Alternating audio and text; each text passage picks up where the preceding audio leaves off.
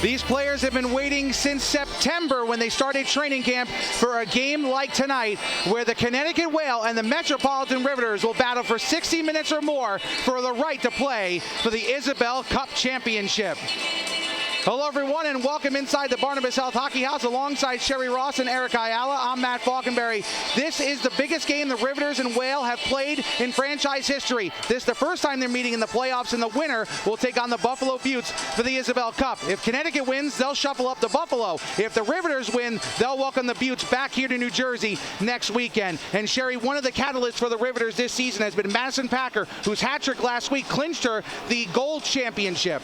It's amazing because this is someone who was ready to retire after the Riveters lost in the playoffs last year. Instead, she had hip surgery during the offseason, missed the first 4 games, and finished furiously to win the goal-scoring lead in the NWHL with 10 goals. She missed the first 4 games of the regular season coming off of hip surgery and has been a dynamite force ever since re-entering the lineup. For Connecticut, they're going to be led by their captain, Sam Faber. Has been here 3 years, scored a goal in the only win in franchise history in the postseason, coming in the 2016 playoffs, a 2-0 win over Buffalo, the only shutout in franchise history as well. Faber is the heart and soul of this franchise, and she'll look to lead their team to a huge road victory today. She's one of 5 lifers on the Whale, and she comes in different from Packer because she's had a disappointing regular season, and she's looking to justify her stats by improvement in the playoffs, and she's one of the players that the Whale really need to step up if they're going to win tonight. The Connecticut Whale have never won a playoff series in franchise history. The Metropolitan Riveters have never won a playoff game in franchise history. Both teams will look to break those streaks tonight. The winner goes to the Isabel Cup final. This is the NWHL live on Twitter.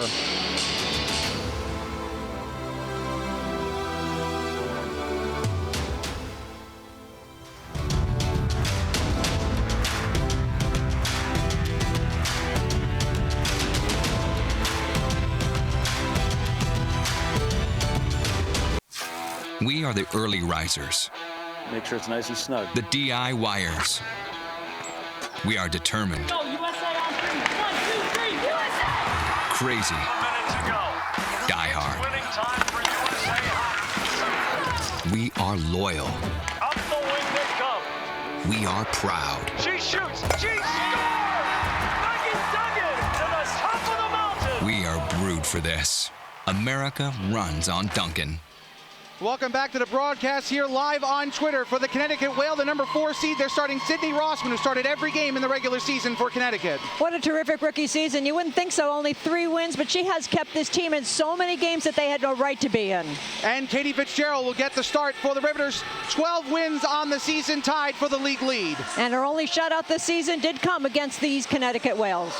The starting lineup for the Connecticut Whale will be Juana Barabo, Goldsmith, and Sam Faber. And for Metropolitan, it'll be Ketchum, Gruschow, and Dench. On defense, it'll be Burke and Ryan. For the Whale, it'll be Brickner and Doyle. And we already mentioned the goalies, Rossman and Fitzgerald. If the Riveters win, they'll be hosting the Buffalo Beauts in the Isabel Cup final. If Connecticut wins, they'll be heading to Buffalo for the chance to win the Isabel Cup.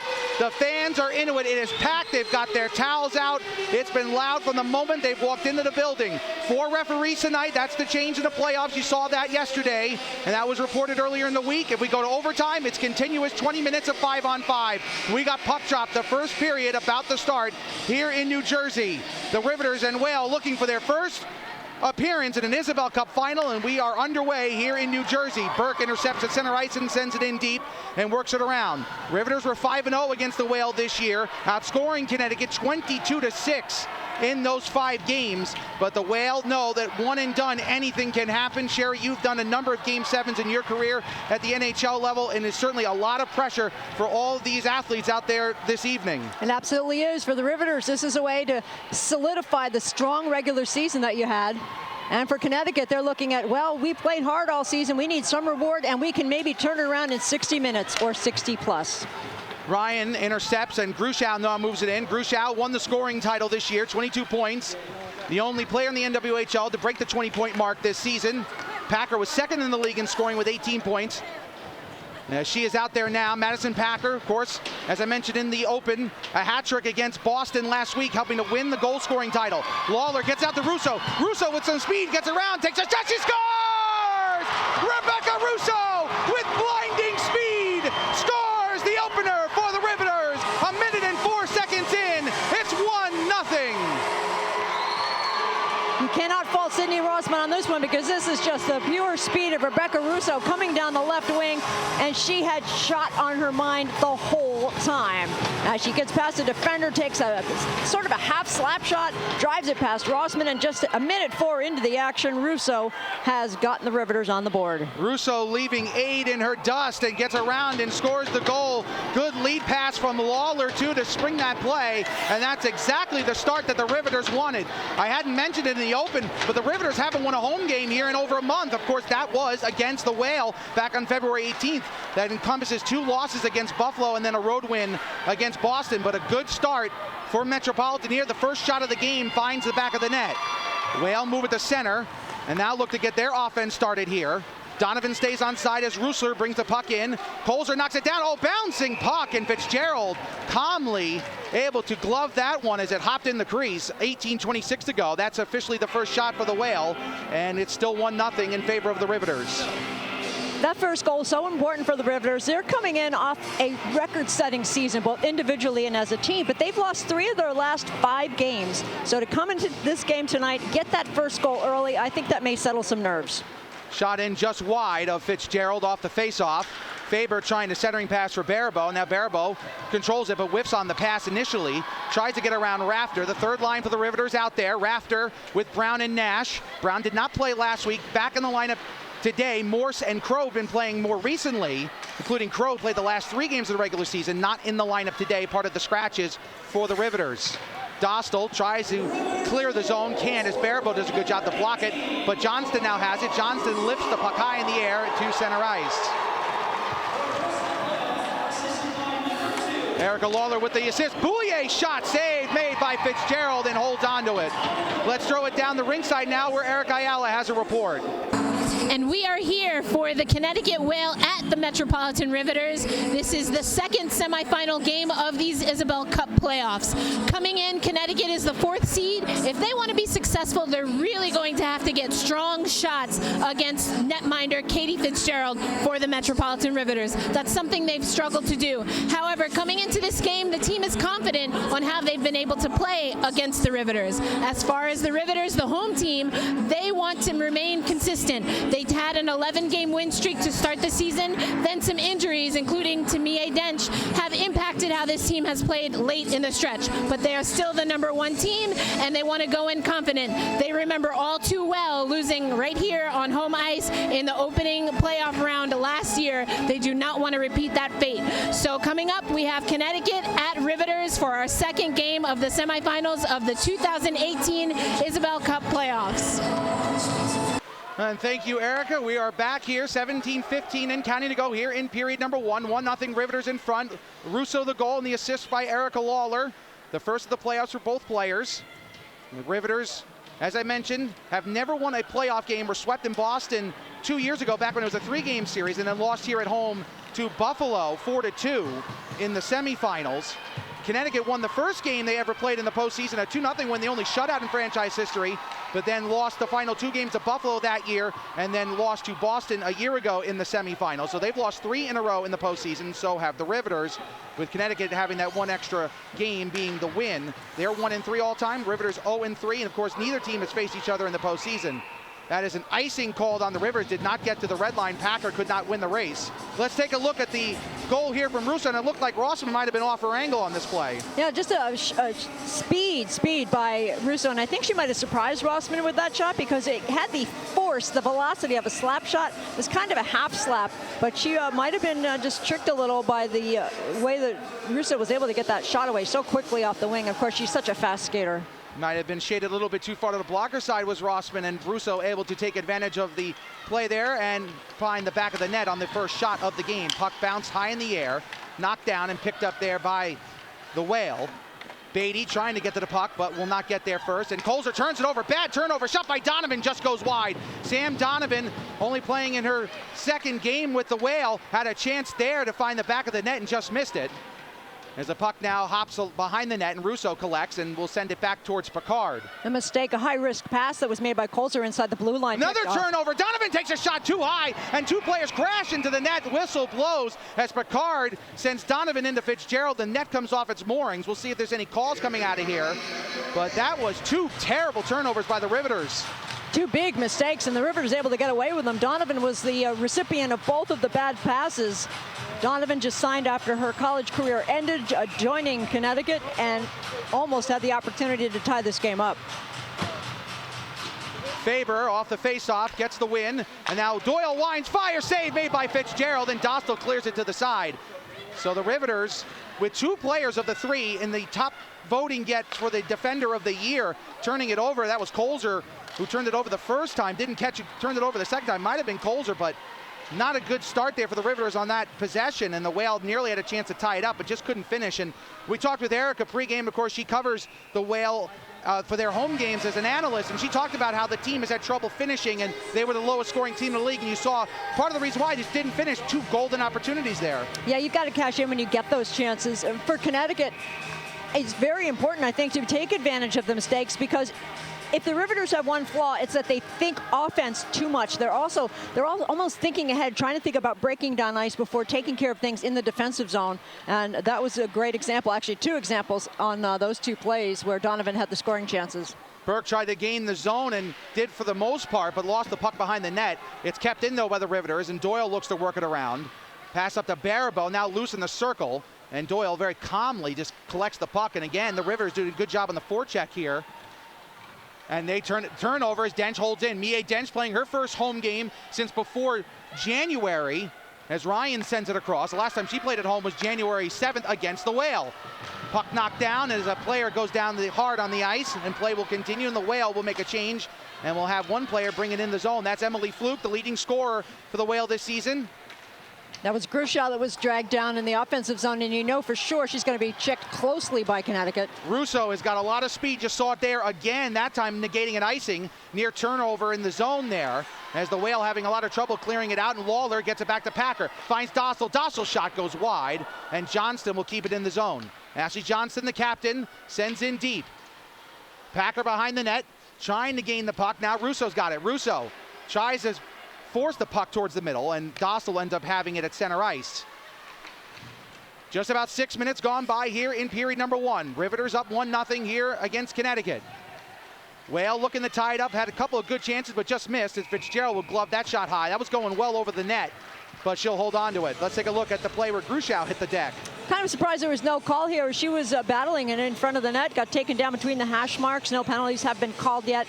You know that Grushow is going to be checked very closely by the Whale, as she is by all opponents. Of course, coming in with the scoring title in the league. Take a look at Alexa Grushow standing on the bench as we get back to live action here. Babstock with it. Kelly Babstock centering pass knocked down by Fitzgerald right at the side of the net, and the Riveters will send it up ice.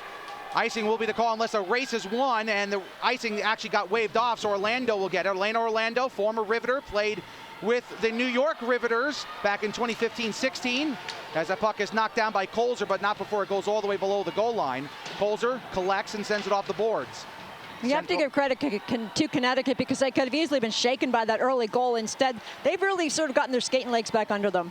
Seems like it's been a common theme in the games that we've saw between the Riveters and the Whale here at the Hockey House. Riveters, as that's cleared out, is that going to be a penalty? It should be, and it is. It has to Referee's be. right there, and Picard just tried to knock it off the glass when she didn't even have to, and takes a bad penalty, and the Whale, the worst power play in the league, will get a chance, though, to try to tie it up on the power play. She had this puck on her backhand, which, number one, makes it harder to control in the first part, and then she just sort of flips it up, and I think she was trying to go off the glass, but she wasn't under pressure, so you're right. Kind of a peculiar situation there, but the veteran does go into the box, and Connecticut gets the first power play opportunity of the game. So delay a game on Picard, and here come the Whale. Brickner sends it across to Bouillet. Bouillet, the player to watch on this power play. She's stationed in the circle on the far side of the circle, to the left of Fitzgerald. Puck knocked away to Ryan. Ryan has space, controls, and clears it down to center ice. Whale have to get onside, but they turn it over again, and Burke very smartly backs away and lets Ryan now have it. Ryan gets back to Burke, but it's an open ice, into open ice. Goldsmith can't get there, and the Riveters, fooling around a little bit too much with the puck, are going to get a 2-on-1 out of it. How about that? Here comes Grushow. Dench to the middle. Pass across. Dench roofs it, but does not score. Tried to go upstairs, but Rossman may have gotten a piece of it. Golden opportunity on what was a broken play where they were trying to clear the puck and having a whole heap of trouble, but somehow got a 2-on-1 out of it. Johnston goes down. Babcock's got it. Babcock takes a shot blocked. Good block by Packer. Another shot blocked by Lawler. Goes into the corner. Johnston will clear it over to Dostal behind the net. 1 minute to go on the power play, and it's sent to center ice where Doyle has it. Very Packer, eventful power play, by the way, too, Matt. Absolutely. Packer on the forecheck here. Trying to put the pressure on. Oh, near knee-to-knee hit. And Packer and Doyle stay up on their feet, and play continues. Puck nearly turned over at center ice where Fluke will try to get it in deep, but cannot. Does gain control of it again, and now the Whale gain the zone. But the Riveters, after having that little stretch where they were almost daring the Whale to take the puck from them, have turned it on since that 2-on-1 opportunity just missed. 25 seconds to go on the power play. 11:35 and counting to go here in period one. Babcock gains his own, but Brown's got it. He looks to make a play, knocks off a Whale player, and Doyle able to keep in. Great job by Doyle. Goldsmith sends it across, but out of the zone. Does the job for the Riveters. 10 seconds to go on the power play. Picard standing up, near turnover. Brown, though couldn't gain control of it initially, does have it now. 3 seconds to go. The power play will come to an end. The Whale are 0 for 1. The Riveters 1 for 1 on the penalty kill, and Picard skates off immediately to the box, to the bench, out of the box. Colzer looks to gain the zone, gets hit along the boards, and a penalty is coming up.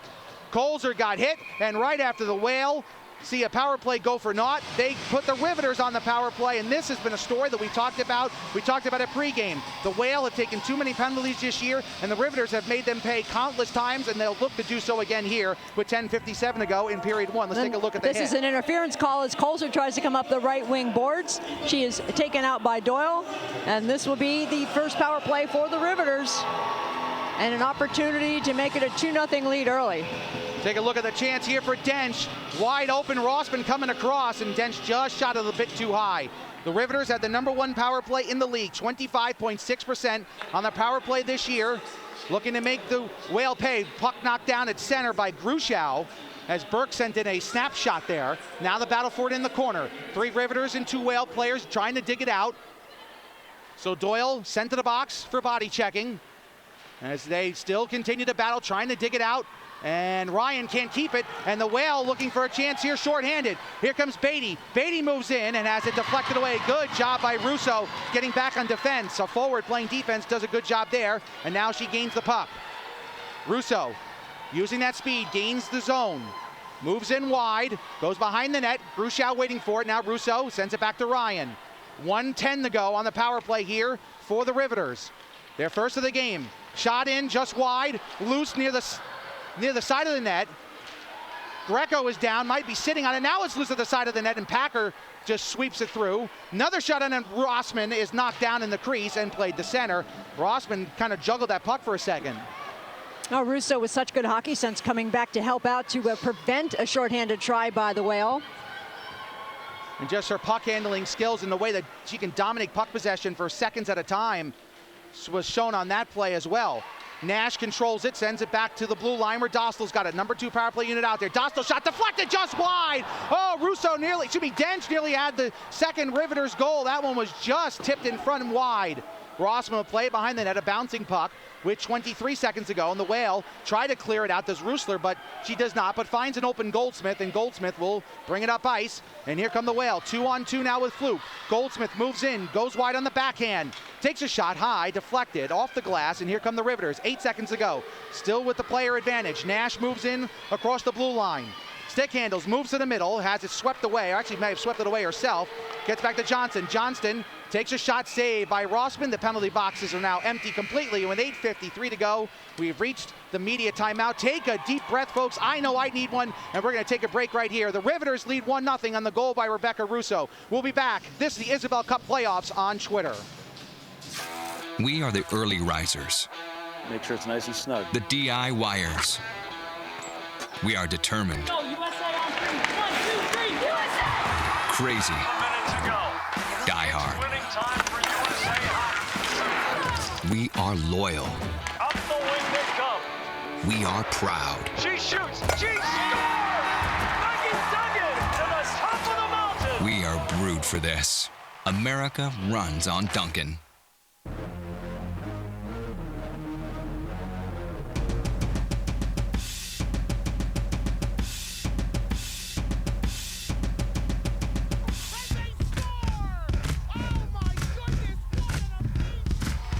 Welcome back to the Isabel Cup playoffs here live on Twitter. The NWHL, you're taking a look at Ryan Equali, the head coach of the Connecticut Whale, trying to get his team together. They're down 1-0 on this goal by Rebecca Russo. Goal came just a minute and 4 seconds into the game. Russo, who had 9 goals on the season, gets the Riveters on the board on the opening shift as she comes down using her speed, getting to the left circle, and maybe catching Rossman cheating a little bit, and she was able to drive that past for the 1-0 lead.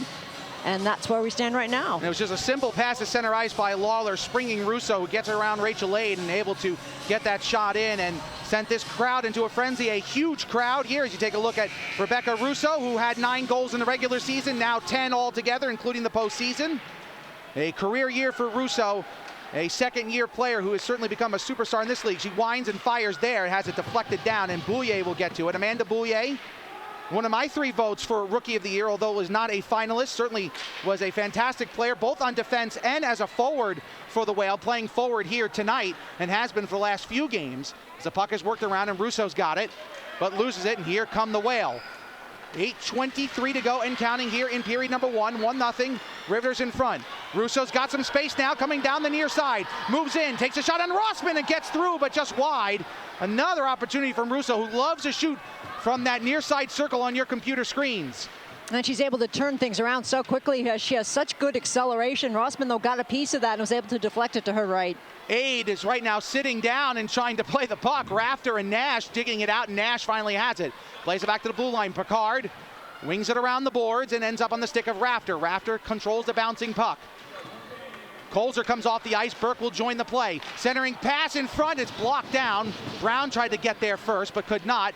Can the puck get out of the zone? It will. And Picard, good job to hold on to it at center ice as Babcock chases after. Puck is sent in deep, was tipped, so icing waved off, and Rusler and Brown will converge behind the net. Nash there as well. Battle for it now, and Rusler's got it. 7:25 to go here. Shots are unofficially 4 apiece. Riveters with that 1-0 lead, as I mentioned, 1 minute and 4 seconds in. The goal for Russo, the assist to Lawler, the only assist credited here inside the Barnabas Health Hockey House. A spring pass here for Faber. Faber moves in on the far side. Now on the backhand, centering feed, knocked away, and Grushow's got it. And the Whale have had 2 golden opportunities early on, but since then have been held to the outside. Here comes Ketchum. Ketchum to Grushow. Grushow stopped. Can Burke keep it in the zone? She cannot. And it's played back to Ryan. Really good flow to this game. Both teams skating well with good pace. Burke moves in. Stick handles behind the net. Wade centering feed for Dench, and she did not find the back of the net there again. Couple of good chances for Dench. Couldn't finish. Ryan at the center point takes a shot, deflected away. Rossman will just sweep it away from the side of the net. As again the Riveters go off for a short change here. And the Whale will try to take advantage and get it out the center, and they do, but Ryan sends it right back in. And the Riveters decide to make a full change as the Whale will control with 6.5 minutes to go here in the first period. Packer, great stick handle at center ice. Moves across the blue line, gains his own, winds, fires, save made by Rossman right on the C of her uniform with 6:17 to go.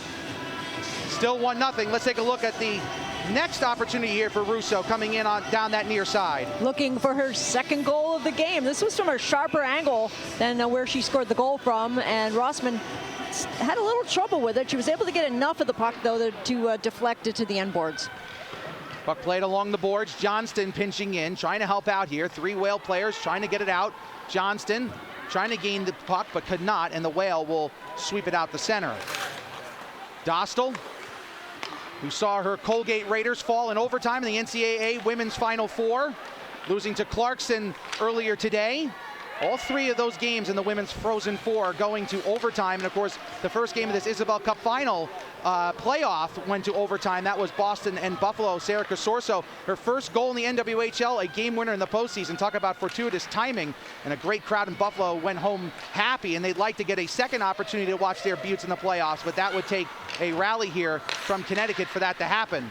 If the Riveters win, they'll host here next weekend against Buffalo, the 1 seed versus the 2, which we've never seen in NWHL history. Yesterday was the first time a 2 seed had won a playoff series. Shot in on Fitzgerald, save made, as Brown will get to the puck first, but Donovan putting the pressure on, now battling Johnston. Big size advantage there, about 10 inches worth. 5'2" is Donovan, 6 foot is Johnston. Pass back to the blue line. Greco's shot is blocked, but it goes right to Aid. Aid takes a shot, deflected by Johnston. Donovan was trying to deflect it as well, but Johnston got it first, and now Picard's got it. And this time sends it off the glass and not into the netting. Did the puck stay in the zone? It did not, but the Whale changed anyway, even if the referee had not called for an offsides. Big collision at center ice as Brown goes down, but he's okay, and he'll get up and skate off to the bench. Faber, stick handles, and will lose at the blue line. I think that was more of a glancing blow for Brown, fortunately. Lead pass for Dench. Dench gets taken down by Russo, but holds onto it. Centering feed, but nobody home, and the Whale will at least get it out the center. Good opportunity here for Mie Dench, who, of course, skated with the team a few weeks ago in pregame warmups before their loss to Buffalo 3 weeks ago, then skated in their win against Boston and got the empty net goal that made it 4-1 in that win that clinched the #1 seed officially. No tie breaks, none of that stuff for the Riveters, as there's an icing call with 4:14 to go. The return of Dench is so important for this team because it allowed allowed Chad Wiseman to set his lines the way he wanted. Dench moves back up to the first line. That lets everybody else slot into the positions where they belong, and I think that sets up the Riveters well for the playoffs. Dench missing 7 games after being injured in one of the 2 exhibition games that the NWHL played against the eventual gold medal winning U.S. team in Florida. Face-off won by Connecticut. Rusler will have it. Sydney Rusler finds Baribeau, but Ryan keeps in the zone, sends it in deep. Sending pass for Packer. Just missed, might have been blocked there by Orlando. Former teammates. Right there, Packer able to knock it in on the backhand, finds Lawler. Lawler stick handles, but loses it, and here comes Connecticut. As they'll at least try to get it out of the zone, as this game has been dominated, I think, by the Riveters for the most part, outside of a couple of glancing chances by the Whale. The Riveters have had it in the zone, in the offensive zone most of the time. Russo goes down. The Whale trying to change the narrative right now by keeping the puck in deep. As Casey Anderson, first time mentioning her name, has it, and now gets it over to Fluke. Fluke moves in, takes a shot on Fitzgerald, and boy, that was a tough play there. Fitzgerald had a couple of players crossing in front of her, able to make the glove save and hold on to it. That was a tougher save than it looked. It was, because it doesn't look like much of a shot, but she has traffic in front of her. She has bodies moving, crisscrossing essentially in front of Katie Fitzgerald, the #1 goaltender for the Riveters, and she just kept her eye on it. Good focus by Fitzgerald. Face off again, won by the Whale. That shot is blocked though by Ketchum from Aid. Aid able to keep it in the zone, tries to find Donovan, but goes behind the net, and Colzer has it. Colzer finds the chest of one of the Whale players. That's Bouillet who knocked it down. Colzer's had a bit of trouble here early on in this game, turning the puck over, as Picard gets it out of the zone and moves it up ice. Centering pass to Grushow. Grushow on the backhand, tries to find Ketchum again. They drive to the net, but Ketchum can't get a shot off. Colzer cannot keep it in the zone, but Picard gets back for it, gets it to the red line, and gets it in clean. No icing to be called. 2:50 to go here in period #1. Shot 7-6 unofficially in favor of the Riveters.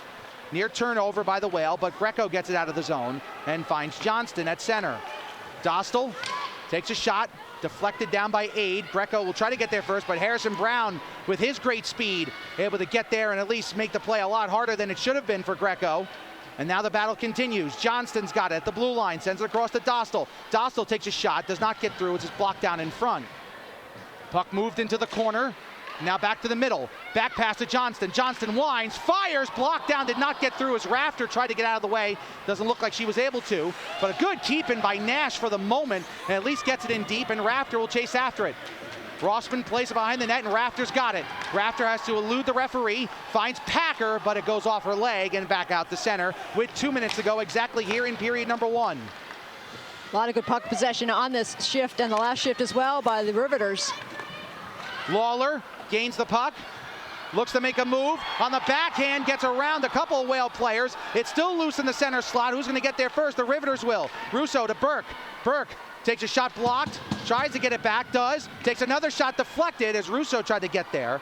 And it's played along the boards as again the Riveters continue to dominate the possession. This might be the best first period this team has played at home in a long time. This is looking like the Riveters that we saw in the first month of the season. Grushow tried to get that pass and could not get there. And here come the Whale with 1:20 to go here in the first period. 1-0, an early goal by Russo, a minute and 4 seconds in. Fluke tries a stick handle, gets taken out of the play, and Burke will send it off the glass and out the center all the way down.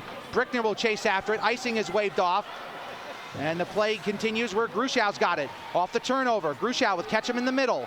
Grushow on the backhand. Gets it back to Colzer. Colzer, centering feed. Penalty coming up against the Whale with under a minute to go now. Played behind the net. Coming out in front was Dench. Colzer winds, fires just wide. Thought a Whale player was going to touch up there. Now they finally do with 46.2 seconds to go. And the second power play of the period for the Riveters is coming up. This is a high sticking call going against Connecticut. Looks like Boulier is going to be going to the box. So second power play coming up for the Riveters. Each team 0 for 1 on the power play here in the first period. As you take a look at the penalty here, let's take a look at Grushow actually controlling the puck and getting an opportunity. So 46 seconds to go. Boulier in the box. If the Riveters don't score here or commit a penalty inside the next 46 seconds, they'll start the second period with the power play. Whale have done a good job on faceoffs in this game, able to win the faceoff and get it out of the zone. Trying to start a Let's Go Riveters chant here inside the Barnabas Health Hockey House. An amazing crowd here, one of the biggest I've ever seen in the 2 years of calling games here in New Jersey for the Riveters. 25 seconds to go here in period 1. Here comes Grushow now with it. Gains his own. Sent across. Great pass. Russo fires, and that one might have been blocked down in front before it got all the way through. Burke over to Ryan. 15 seconds to go in the period. Centering feed for Grushow. Knocks it down. Packer on the backhand. Tries a centering pass for Russo. Will it stay in the zone? It will. 6 seconds to go. Ryan winds. Has it blocked. And now Packer tries another centering pass. Loose in the crease. Rossman can't get there, and it's harmlessly put away, and that ends an exciting first period and a standing ovation here for the Riveters, and they earned it as with 1:14 to go on the power play to start the second period. The Riveters end period 1 with a 1-0 lead. Let's take a look at the last opportunity for the Riveters in the save by Rossman. Oh boy, is Russo on fire. This is her third good scoring attempt in this game, as she is set up by a Packer pass. And again, in her office in that left circle, a shoulder save by Rossman. So the Riveters get the early goal. That's what you always want in a playoff game, to get that monkey off your back, if you will, and get that first goal. The Riveters are able to do that. The Whale had a nice little answer. Donovan had 2 golden chances that she couldn't finish it.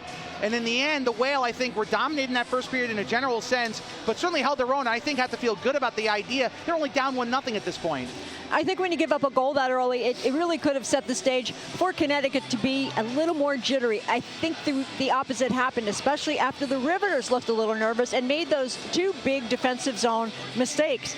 Fortunately for the Riveters, the puck did not go in the net, but that was the case where I think Connecticut felt like, yeah, this is okay, we're going to get back to our game, as they were able to jump on those mistakes by the Riveters. Let's take a look at one of the turnovers by the Riveters that led to a chance for Donovan, just right out in front, and goes to the backhand and was forced to, and a good job coming back to block it from Colzer. And Picard also came back to really force a rushed shot by Donovan, who went high over the net with that one. So some work for Katie Fitzgerald in that first period. She didn't have a whole lot of pressure, but she had a bouncing shot. Remember, early on, we're going to take a look at some of her saves now. And she had a second shot later in the period that came through a screen in front, and that was probably her best save of the first 20 minutes. This is the shot that you were just referencing. Fluke able to get a shot up high, and Fitzgerald able to glove it. And again, it looked easy, but it certainly was not. Our angle was perfect on that shot from behind Fluke, and you could see all the players crossing in front.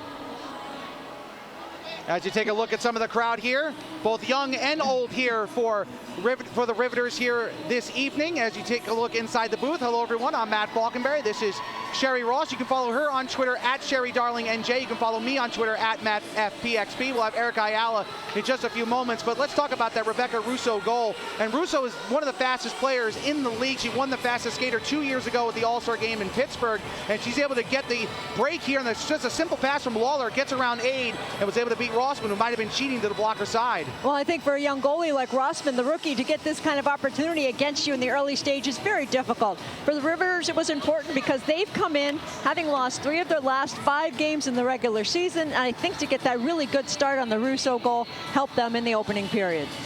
As you take a look at the celebration from the Riveters, and of course Rossman unfortunately having to fetch that puck out of the net as some of the young players here are now getting a chance to play here on the Barnabas South Hockey House ice. And Sherry, in that first period, I thought the defense for the Riveters was a little jittery at first. Colzer, of course, with the bad turnover early on, but overall, I think they really settled things down. The one thing for the Whale that they've done so well is in killing penalties. They killed off the one penalty they had, and they've already killed off 45 seconds of the second one they took toward the end of the first period. And against a very good power play team, because of course the Riveters came in with the top power play team in the league in the regular season. So I think to have shut them down on the first power play opportunity and the start of the second one, I think it's going to give the Whale a little bit of confidence heading into the second period.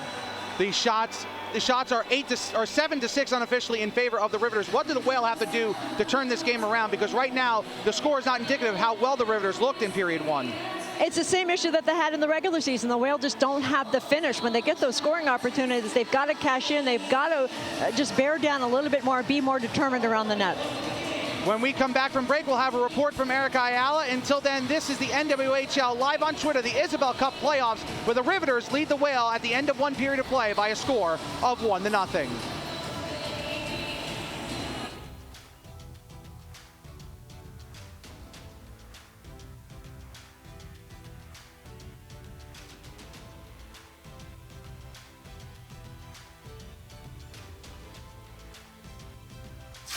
We are the early risers, Make sure it's nice and snug. the DIYers. We are determined, Go, USA on 3. 1, 2, 3, USA! crazy, A minute to go. diehard. Winning time for USA Hockey. We are loyal. Up the wing they come. We are proud. She shoots. She scores! Maggie Duggan to the top of the mountain. We are brewed for this. America runs on Duncan.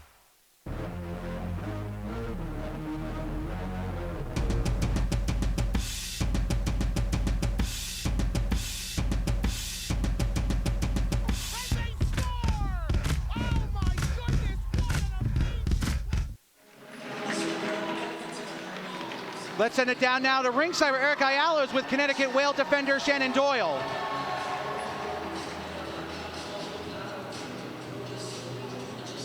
And Doyle, defender for the Connecticut Whale. Shannon, as a veteran for this team, you've been in the playoffs before. What are some of the things that you're telling your team coming into this game? Yeah, I think we just need to really bear down. We knew the first period would be a lot of jitters, excitement. A lot of us have not been in the playoffs before on our team because we're a young team this year. So we just wanted the first period out of the way. It's going to be our worst period in our minds, and then from there we're just going to rise and build on little things as we go forward and forward. And we think as the game goes on, their sticks, they're going to grip on their sticks a little bit tighter. They have all the pressure on them. They're the #1 seed. They're expected to win, and we don't have any of that on our backs right now. So we're just looking to play our game and bear down for the next 2. And then for the Whale, what does that look like offensively? This team has struggled to get goals together, but again, you don't have any of the pressure that the first seed does coming into this game. Just putting good quality pucks on the net. We have been out shooting our opponents for the last 3 games straight, but we haven't come away with the win. So we just want to put quality shots, not just quantity on the net tonight. So that's what we're really looking to do. Best of luck to you. Thank you. Thank you, Erica, and thank you, Shannon. We're going to go to break now. The second period will be back in about 12 minutes or so. Until then, the Riveters have a lead 1-0 on the Connecticut Whale. We'll get set for the second period in about 12 minutes or so. Rebecca Russo, the only goal of that first period. We'll be back right after this.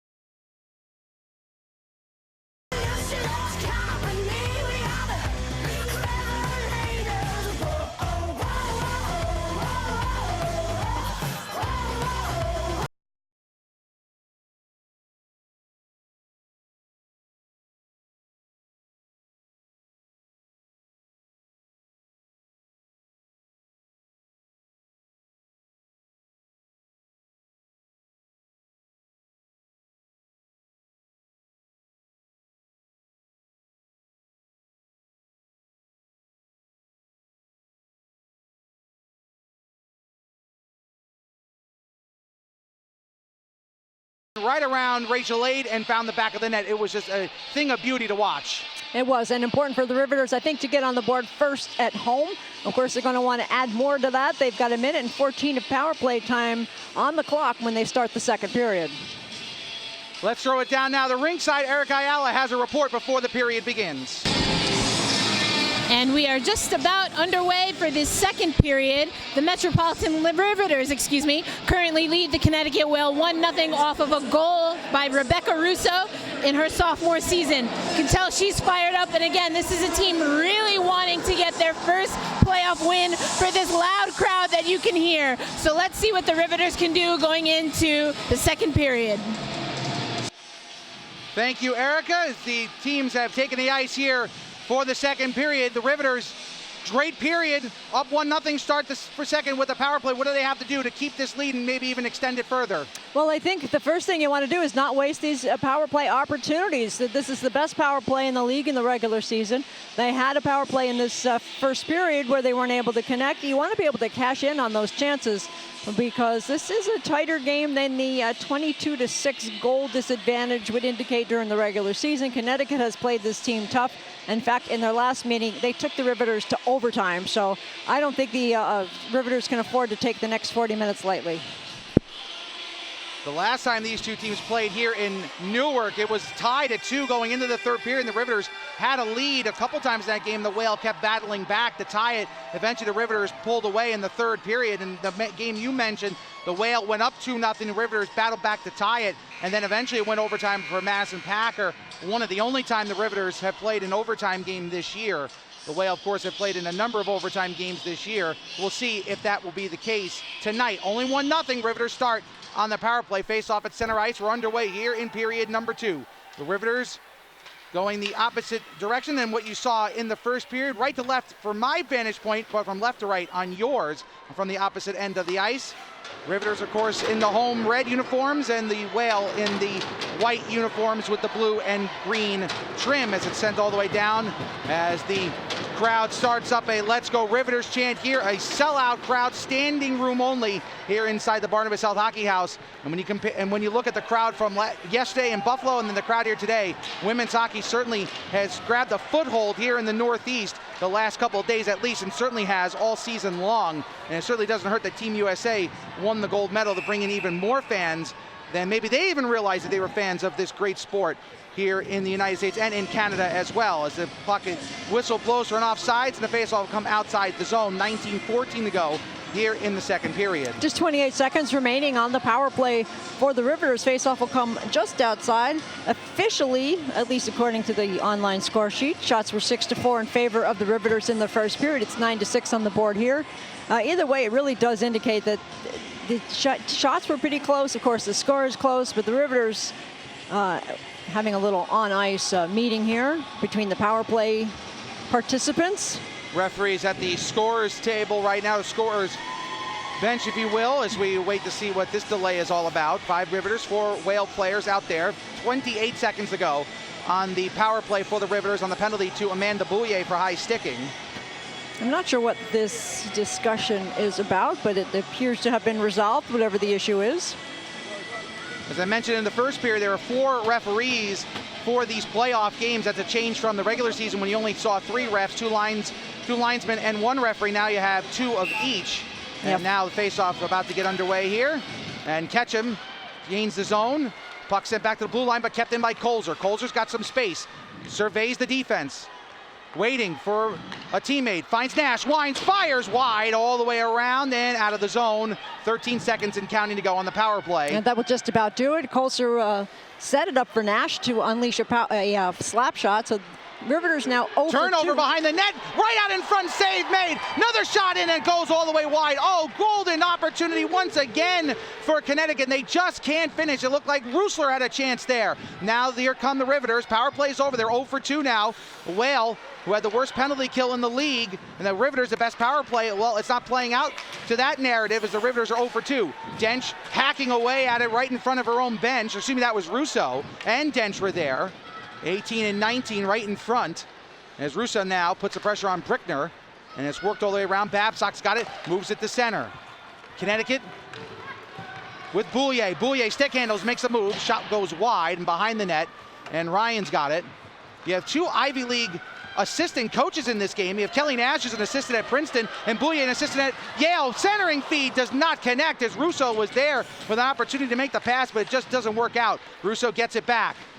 Gets it back to the blue line now. Sent across to Burke. Burke with some space. Waits. Finds Ryan, but it's off her stick. Off the boards. Barabo puts pressure on. Ryan sends it in deep. Deflected down. Lawler back to Burke. Burke fakes the shot. Waits, takes another shot just wide of the net. Try to get deflected by Russo. And now Packer. Packer, the hit along the boards. Trying to get some help. And now Boulier's got it. Can Boulier clear the zone? She cannot. And the puck is sent high in the air. Could not be caught by Orlando. And now Packer. Packer off the boards to Lawler. Lawler on the backhand turns it over, and it's moved to center by Connecticut. So we've seen a couple of strange miscues by the Riveters in this game. In the first period, there were a couple of giveaways and turnovers, and just a few moments ago, I think Dosdell had fallen down, and that led to another scoring opportunity potential for Connecticut. Puck played behind the net. Barabo lets it go by the Dostal. Dostal shot save made by Rossman. She sticks it away. Johnston finds Rafter, and Rafter swings it around the boards. Orlando chasing after, so is Nash. Nash gets there first, finds Brown. Brown, great move, takes a shot, save made by Rossman, rebound out in front, and the loose puck picked up by the Whale. Good job by Brown to keep it in the zone. If they score on this play coming up, that's going to be a huge moment. Dostal takes a shot, save made by Rossman. What effort there by Harrison Brown to keep the puck in the zone. Rafter and Ketchum along the boards, and ends up on the stick of Orlando as the Riveters make a change. Tremendous hustle by Brown, and he also started things with a sharp angle shot that went off the shoulder of Rossman. Nothing wrong with throwing the puck at the net. Riveters still have not lost the zone yet. The Whale trying to get it out, and they can. Good keeping by Colzer. Colzer to Grushow, takes a shot too high off the crossbar. Another shot knocked down. Dent tries to glove it down, can. Another shot is blocked. Oh my goodness, so many opportunities. Did Colzer keep it in? Did not that time. Colzer can't believe the call, but the referee on the far side of the ice makes the call with 16:05 to go here in the second period. Well, the sequence you just saw by the Riveters is something the Whale certainly want to replicate. Get not just one opportunity, but a second and third chance in front of the net. And it just hard work by the Riveters to keep the play alive in the offensive zone, trying to set up Alexa Grushow was Colzer, but Grushow sent it over the net. However, she tracked it down, and the Riveters had two more chances after that. Russo finds Packer. Packer gains his own. Gets bumped along the boards, knocks down a player, and that's going to lead to a penalty. As Doyle, it looks like, is slow to get up, number 6. And Packer will make the trip to the penalty box. And she was the one getting bumped and just slammed Doyle to the ice, and Doyle being looked at by the trainer, and will get a little bit of help coming off the ice here with 15:51 to go. An opportunity for Connecticut to tie this game up on the power play. Yeah, she got up under her own power, but did look a little shaky as Packer was coming down the left wing boards and just sort of muscles Doyle down to the ice. More of a push than anything else, but she goes to the box. Second power play coming for Connecticut. Connecticut 0 for 1 on the power play. Picard off the face-off win, sends it to Ryan, who clears down ice. 15:42 to go here in the second period. 1:48 and counting to go here on the power play.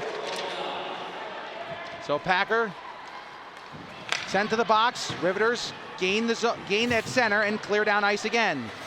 Aid will get to the puck first. Off the stop by Rossman. And here come the Whale. Goldsmith moves in, stops, waits, gets it back. Riveters just trying to knock it along the boards here. Gets it to Russo, and Russo moves it to center. Boy, Russo's doing it all in this game. She has the only goal so far. She's had more scoring chances in the first period and now killing penalties.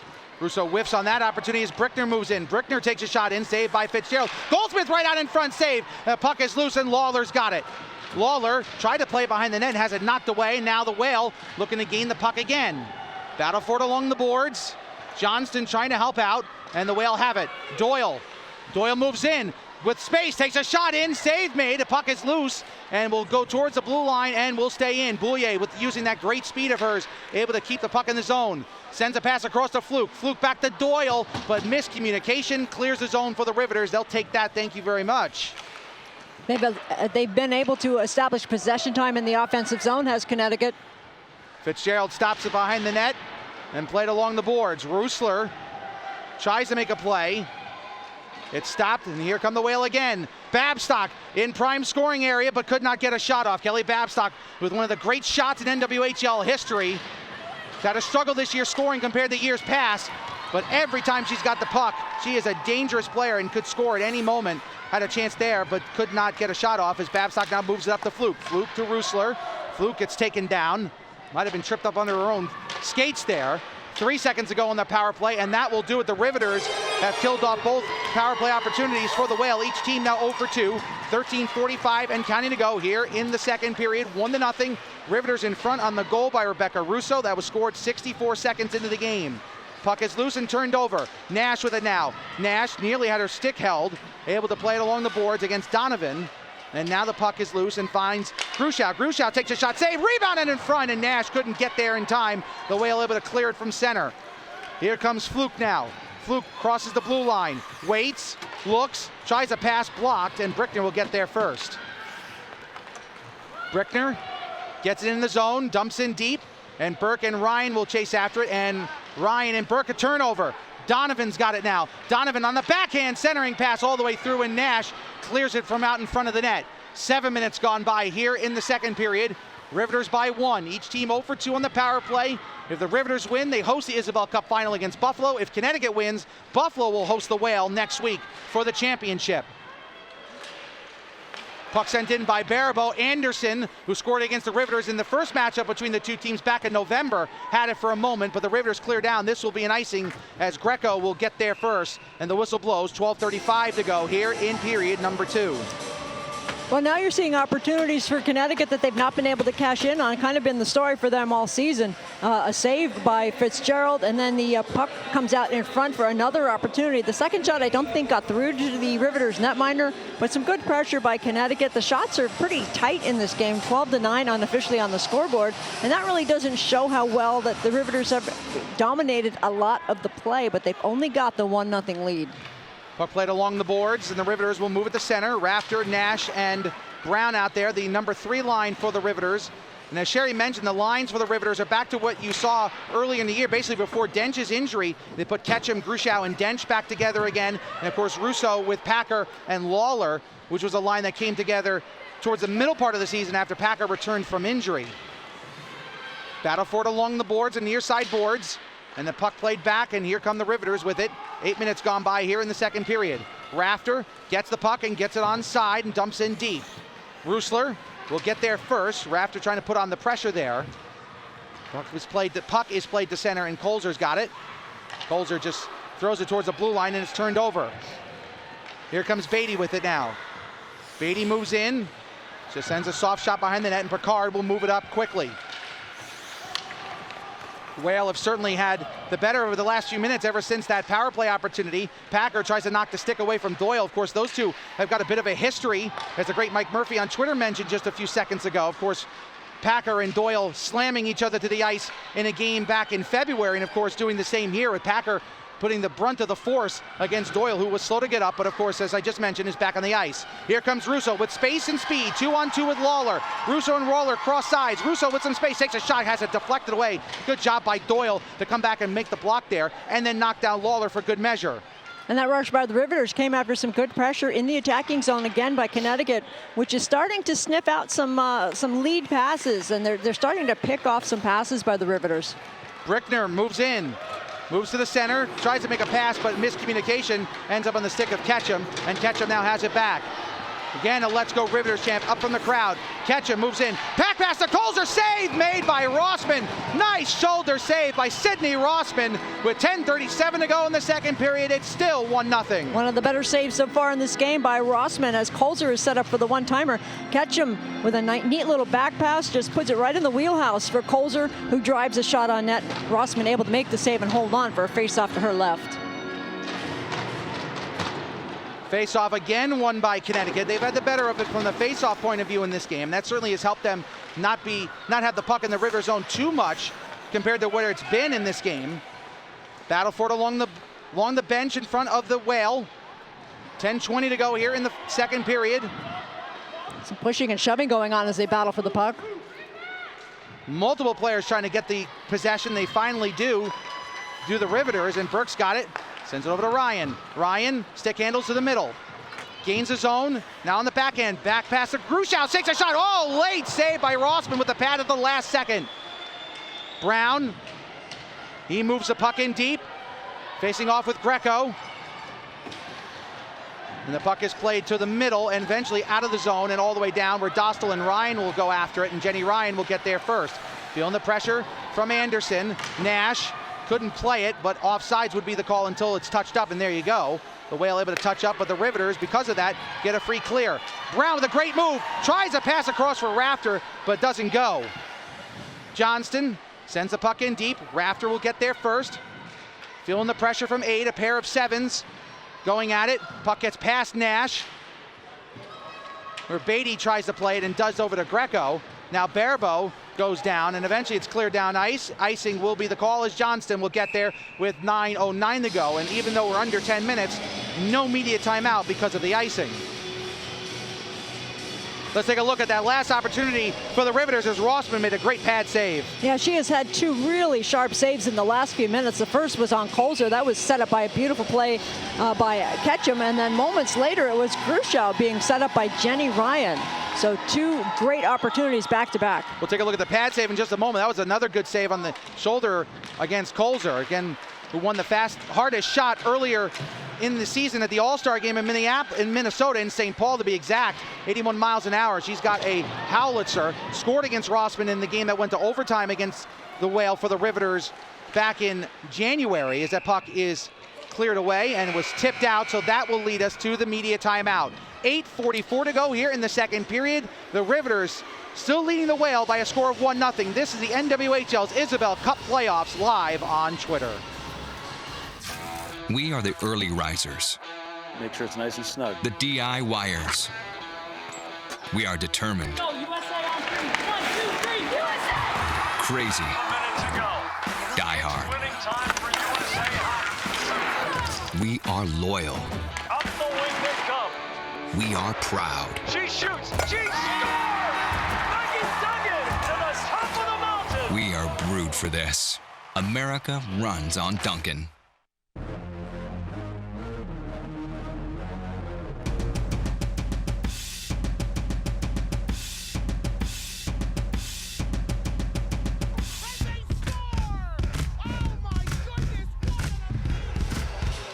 And welcome back to the broadcast here live on Twitter. 8:44 to go in the second period, 1-0.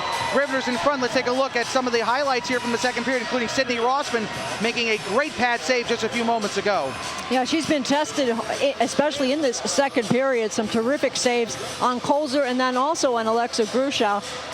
And you know, it has been a tough season for Rossman. Just 3 wins for the Whale all season. She's played her heart out so many times, but people that are around the team say that she's really kept a very good attitude, and certainly she makes a very good save on Colzer to keep this a 1-0 game. Don't have the replay of that pad save, but you'll have to settle for the great save on Colzer with the shoulder just a few moments ago. So 8:44 to go, off the media timeout. Whale and Riveters have each had a power play in this period. They have not converted. They're 0 for 2 each here in the game overall. Colzer moves it to center. Rivers had some good chances, but they just haven't been able to finish, and that has been the story for the Whale, not only in this game, but all season long. As Eric Ayala pointed out to us pre-game, the Whale, the lowest scoring team in the NWHL this season, averaging just about 1.5 goals per game over 16 games. Played out in front. Fitzgerald trying to get it. The whistle hasn't blown yet. They don't know where it is. We don't know. The whistle finally blows. Don't know where the puck was. I don't know if Fitzgerald has or not. Point being, the play has stopped, and now the teams are pushing and shoving right in front of the net. I don't know if there was a real good scoring opportunity in here, but there was certainly a mad scramble, and the puck was loose with about 6 bodies in front of goaltender Katie Fitzgerald. She does make a right pad save as Babstock comes out from behind the goal, and then it's just everybody digging away until the referee loses sight of the puck and the whistle is blown. Shots unofficially 14-10 in favor of the Riveters. You know, going back to your point about Connecticut's lack of scoring, and look at a number of their games, and they're almost even in shots with other teams in most games throughout the course of the season. But the goal, you know, the ability to score goals has been so difficult for Connecticut all season long, and that's been a big part of their struggles. Face off to the right of Fitzgerald in the near side circle on your computer screen. Shot in, blocked in front, and the Riveters will gain the puck and move it up ice. Lawler finds Packer. Packer moves in, makes a back pass to Russo. Russo in, takes a shot, save, rebound in front. Lawler, save made by Rossman. Oh, what a beauty with the pad. Sydney Rossman is having the game of her life so far. There's a player down for Connecticut, and the play continues. Couple players converge now. Another shot in on Fitzgerald. Save made. Boulier will skate towards the bench and will slowly come off the ice. Fitzgerald makes a save. That was a lot of action going back and forth. Rossman with a great save on one end. Fitzgerald with a nice save on the other. And players just hitting the ice, and the physicality is picking up. Yeah, Rossman has been the story of this game so far. She makes some sensational saves here. A puck rebound left in front. Packer overskates. Moments after that, there was Amanda Boulier being hit by Erica Lawler. No penalty called. And Lawler had a golden opportunity. There have been a few of them, as I've mentioned multiple times, for both teams now, and just couldn't finish. Here comes Grushow, gains his own. Dench to her right. Centering pass goes all the way through. I don't think Dench was expecting Grushow to pass at that late stage. Now 2-on-2 the other way. Rusler moves in, has it taken away, and Johnston will get there first. Johnston calm with the puck, the veteran captain. One of 4 members of the Riveters have played all 3 years with the franchise. And here comes Metropolitan getting up ice. Shot in, blocked. Another shot deflected away by Rossman. Now Picard pinching in. Picard battling Orlando. Pair of defenders going at it below the goal line. And now Grushow gets it back. Grushow off the boards. Tries to find a teammate along the boards. It's Russo. And now Packer. Grushow will quickly get off the ice. Lawler will come on. Second line out there for the Ribs. Russo wraparound try. Stopped by Rossman. Puck's still loose at the side of the net. Lawler's got it back. Lawler on the backhand. Now the forehand. Takes a shot. She scores! Erica Lawler has scored with 6:28 to go in the second period. And it's 2-0 Riveters. Well, on her previous shift, it was a hit by Erica Lawler. Here she's a big hit because she makes it 2-0. This is just gritty work by the Riveters. They just keep grinding away at the puck. The play is loose around the net, and finally Lawler able to find it. She's in the low right slot. She almost got tangled up with Kelsey Colzer, but managed to keep the puck and get the shot away. A wrist shot through a crowd. And Lawler, who already has an assist, has now made it 2-0 for the Riveters with 6:28 left to play in the second period. Erica Lawler with a goal and an assist. We'll see if they give Russo an assist on that goal. But the number 2 line for the Riveters has come out to play today. Russo, Lawler, and Packer factored in both goals. And again, the Let's Go Riveters chant coming up from the crowd here. Another angle for Lawler, and there was a massive humanity in front of Rossman, who might not have seen it, but Lawler finds the crease and finds the back of the net. And you can see Lawler smile through her face shield. She missed a couple of games this season. She did terrific work as an in-studio and analyst for NBC during the Olympics. She comes back here to give her Riveters a 2-0 lead. Brown sends in deep. Rafter gets there first. Puck bouncing around. Doyle sends it over to Donovan. Donovan will control and move it to center. And they will give an assist to Rebecca Russo. So Russo and Lawler with a goal and assist each in this game. So no secondary assists on either goal in this game, but Lawler got the assist on the first goal, scores the second, and Russo the goal in the first, the assist on the second. 5:40 to go here in the second period, and the Riveters with a 2-0 lead. There's only been 2 shutouts in playoff history. One was by Connecticut, Janine Leonoff shutting out the Buffalo Buttes in the first ever playoff game for Connecticut, and the first ever playoff game for Buffalo as well. And on the same night, Brittany Yacht shut out these Riveters up in Boston as there's an icing with 5:19 to go here. Shut out the Riveters just minutes before Leonoff did. And those are the only 2 shutouts in playoff history. And Katie Fitzgerald has not been tested too much. Unofficially, he's only had to make 11 saves and is pitching a shutout right now with 5:19 to go in the second period. Well, you're now seeing the depth of the Riveters because the 2 goals are not coming from the top line, the Grushow line. Shot by Boulier off the post, and a rebound for Fluke, centering feed, and it doesn't go, and the net is off its moorings, but Amanda Boulier with an absolute rocket, and then Emily Fluke looking to the heavens. Can't believe she couldn't pot that rebound.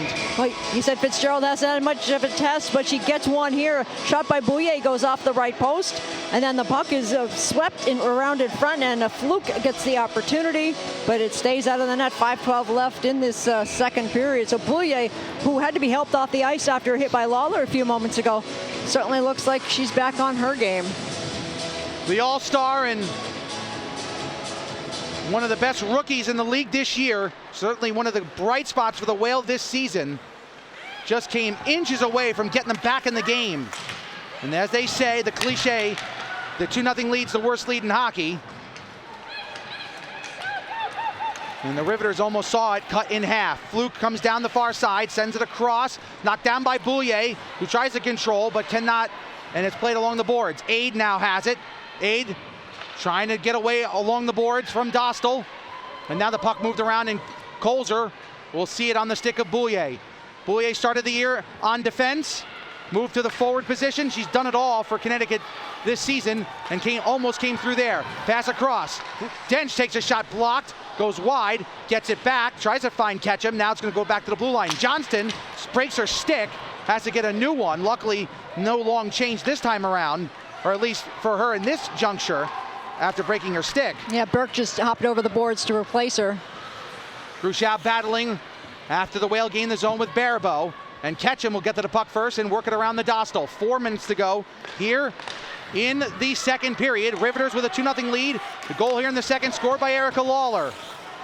Puck played behind the net by Rossman. Nash tried to get there first. Met there by Sydney Rusler.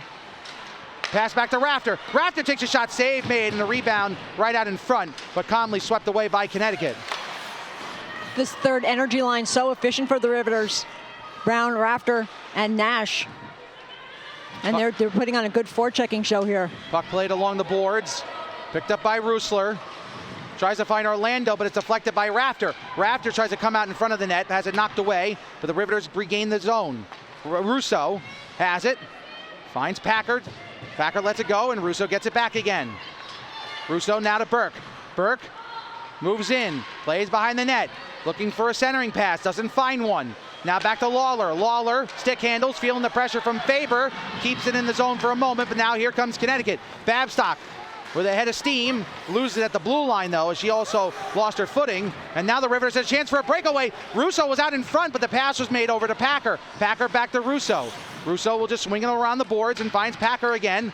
Lawler out there as well. That number 2 line, who's factored in both goals so far in the game. Picard goes down, arms stay down from the referees, and play continues. Puck played to center, and Colzer has it, and just dumps it into the zone, but stopped by Jordan Brickner. Sam Donovan, bumped by Packer, and Colzer nearly loses it behind the net, but Picard there to clean up the puck behind the net, and the puck ends up hitting a Whale player on the benches with 2:26 to go here in the second period. Well, Colzer certainly had some adventures in the defensive zone, but in the attacking zone, she's been a factor. She's got that tremendous slap shot. She's coming off the ice now, as the Riveters getting ready to set up outside the blue line. You know, you would think you'd take a little bit of a relief from a 2-goal lead right now, but you can't afford to do that. This is essentially a Game 7 with just a 1-game playoff. And you can feel the tension, I think, on the part of both teams, and certainly on the part of the fans. Here comes Brown with Nash driving to the middle. Nash can't get to the puck. Oh, good lead pass from Brown, but just out of the reach of Nash. Brown, Nash, and Rafter have been the grind line you would expect from a bottom 3 forward unit here. They certainly haven't played like they belong in the bottom of the lineup, but now a penalty has been called. Interference called against the Riveters with 1:58 to go. Connecticut going to wrap up this second period with a power play. And if they don't wrap it up with a power play, it means they committed a penalty or they've cut the lead in half. And it is Dosdall who's going to go off for the tripping call at the 18:02 mark. So this will be the third power play coming up for Connecticut. Dosdall complaining about the call.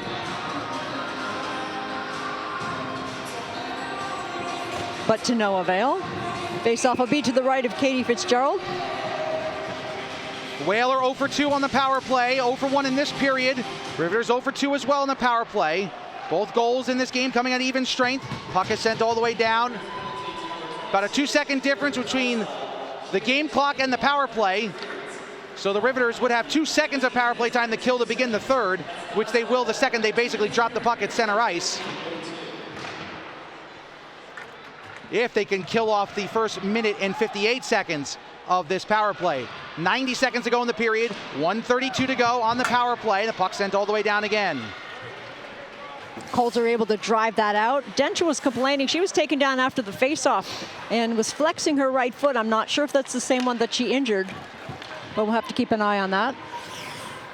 Whale gain the zone. Boulier behind the net. Works it around. Battling with one of the Riveter players, and it's kicked out of the zone. Good job there.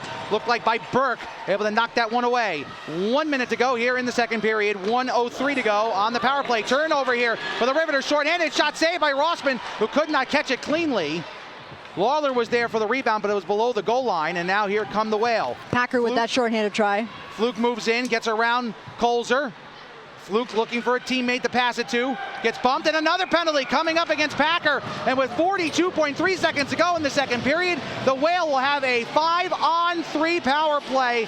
And this is the moment for Connecticut coming up right here. Tripping call for Packer. After she just had a short-handed opportunity that was stopped by Rossman, she now goes to the box. A critical moment here for the Riveters penalty killers, and maybe a turning point for Connecticut. So Packer and Dostal, 2 of the 4 original Riveters, now taking up residence in the box. Second penalty against Packer. Grushow coming out on the ice. This is a huge moment. It's going to be a 44-second 5-on-3. There's only 42.3 seconds remaining in the second period, and that is a huge win for the Riveters as they clear the zone and waste valuable seconds for Connecticut. Rusler gains the puck. Now Doyle. Doyle gains his zone. Grushow putting the pressure on. 28 seconds to go. Grushow, can she get it out of the zone? She can, just by inches with the skate. That's a huge clear. 20 seconds to go here in the period. 20 seconds now to go on the 5-on-3. Fluke gains his zone. Donovan driving to the middle. Fluke's shot is deflected. Whale gain possession. Now looking to set up. Only have 8 seconds to go before the period ends. Doyle with it. Doyle walks in, takes a shot, saved by Fitzgerald, deflected, loose in the crease, it's cleared to the corner, and that will do it for the period. There's only 2 seconds left on the 5-on-3, and that will effectively kill off the 5-on-3 as the face-off to start the third will come at center ice. So the Riveters breathe a huge sigh of relief for a moment.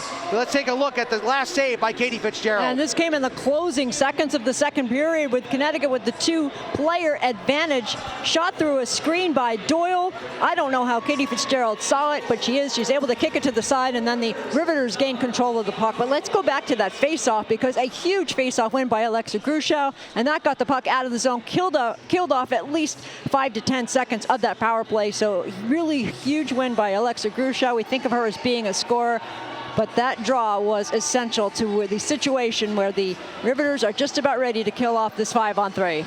Alexa Grushow came into this league known as a defensive player and played that great defensive game a year ago, had taken her offensive game to the next level, but don't let it overshadow how good of a defensive center she is. Welcome inside the booth here at the Barnabas Health Hockey House alongside Sherry Ross. I'm Matt Falkenberry. You can follow Sherry on Twitter at SherryDarlingNJ. You can follow me on Twitter at MattFPXP. Erica Lawler scored the only goal of that second period. They made it 2-0. The assist to Rebecca Russo. Lawler and Russo with a goal and an assist each. And Sherry, that second line has been dynamite in this game. It is, and especially when you know the other team is going to be focusing on shutting down your top line. That's the Alexa Grushow line. Your second and third lines have got to come through, and in this case, the second line has definitely come through. Lawler making it 2-0 just after an opportunity where she nearly runs into Kelsey Colzer, her teammate. She manages to keep control of the puck and sends the wrist shot through the crowd. Let's take a look at one of the opportunities for Connecticut. After it was 2-0, Amanda Boulier just winds and fires from the center slot. It gets deflected, hits the post, and Emily Fluke just was inches away from finding the back of the net, but couldn't gain control of the puck. That was a huge moment in the game. The Whale could have cut the lead in half at that point. And this seems to be the case for Connecticut all season long. No puck luck. Boulier with the big drive that goes through and actually goes off, I think, of one of the Riveters in front off of Colzer, hits the right post, and then there is more commotion in front of Fitzgerald. She is able to keep control of the puck, and it goes wide to her right. Let's throw it down the ringside. Erica Ayala is with one of the Riveters. Looks like Erica Lawler. Let's see if I'm right. All right, Erica Ayala here with goal scorer Erica Lawler. Erica, talk to me about that goal. What'd you see? Gosh, well, all I remember is coming off the bench, screaming for the puck. Actually, Packer had it on the post, and I was coming in with a full head of steam, so I was actually calling for the pass, but she made a good shot. Rebound popped right out. I just wanted to be the first person on it. I did. I turned the corner, and I had more time than I thought. I got to shoot it in low blocker, my favorite place in the world. So I got lucky. I don't score a lot, so I'll take it when I can. Well, and with that goal, you put your team up 2-0. This would be, if you hold on, the first playoff win for this franchise. I know we've got some original Riveters watching back at home. What would this win mean for this franchise? It means a ton. We're all competitive athletes. We all want to win this just as bad as we want to win the NCAA trophy, just as bad as you want to win a gold medal. It's go time. It's playoffs. And so what that means for any player playing in the NWHL is, it means a whole lot. You know, we do this, it's a huge sacrifice to be here. We work all day and we practice twice a week at night, and we're crawling for the rest of the week, and our bodies are old. So, you know, we've done a lot this year, and so for our hard work to pay off here, it would mean a lot. Best of luck to you. Thank you so much. Take a look at the smile on Erica Lawler's face after that goal. She is one of the great personalities in all of hockey, and she has certainly brought her personality to this team and to this game.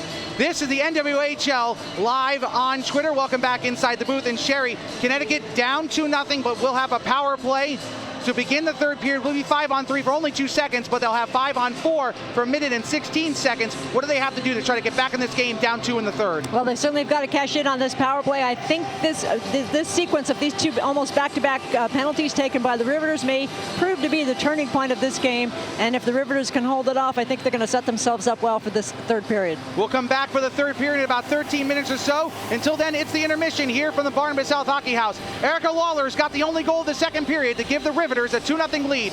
We'll be back. This is the NWHL's Isabel Cup playoffs on Twitter.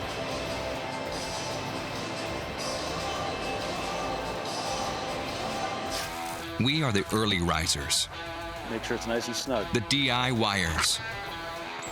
We are determined, Go, USA on 3. 1, 2, 3. USA! crazy, Minute to go.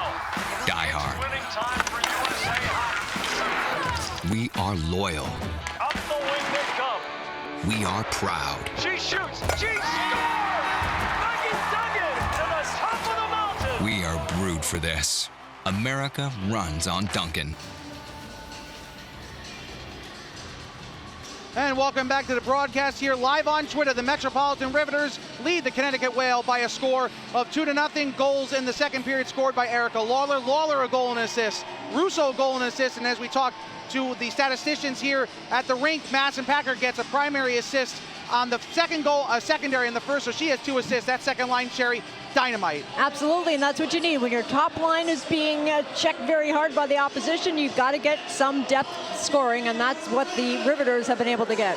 Russo scoring a minute and 4 seconds into the first period. Erica Lawler with that big grin on her face after scoring that goal, able to beat some traffic in front, able to get that goal. Let's take a look at what happened last night. Sarah Casorso scored her first professional goal in the NWHL. That rocket sending the Buffalo Beauts to their third consecutive Isabel Cup final, knocking off Boston in overtime by a score of 3-2. And the Beauts are going to be tough for whichever team survives the next 20 minutes plus, maybe, to move into the final. They've been absolutely unbeatable from the end of the regular season, and they are going to be a tough out in the final. And let's go down to Erica Ayala, who is rinkside.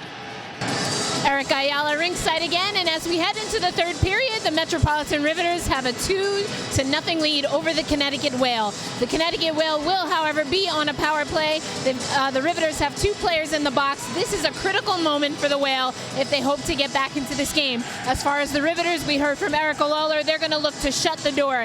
They have a solid defensive core, obviously the offensive threat of Grushow and Dench. And so let's see what happens in the third period. And thank you, Erica. Madison Packer will be in the box for the next minute and 18 seconds. Kira Doss will only be in the box for the next 2 seconds. It's 5-on-3, but because the faceoff will come at center ice, it'll effectively kill off the rest of the 5-on-3. Connecticut will move to 0-3 on the power play. We'll have a fourth opportunity coming up here.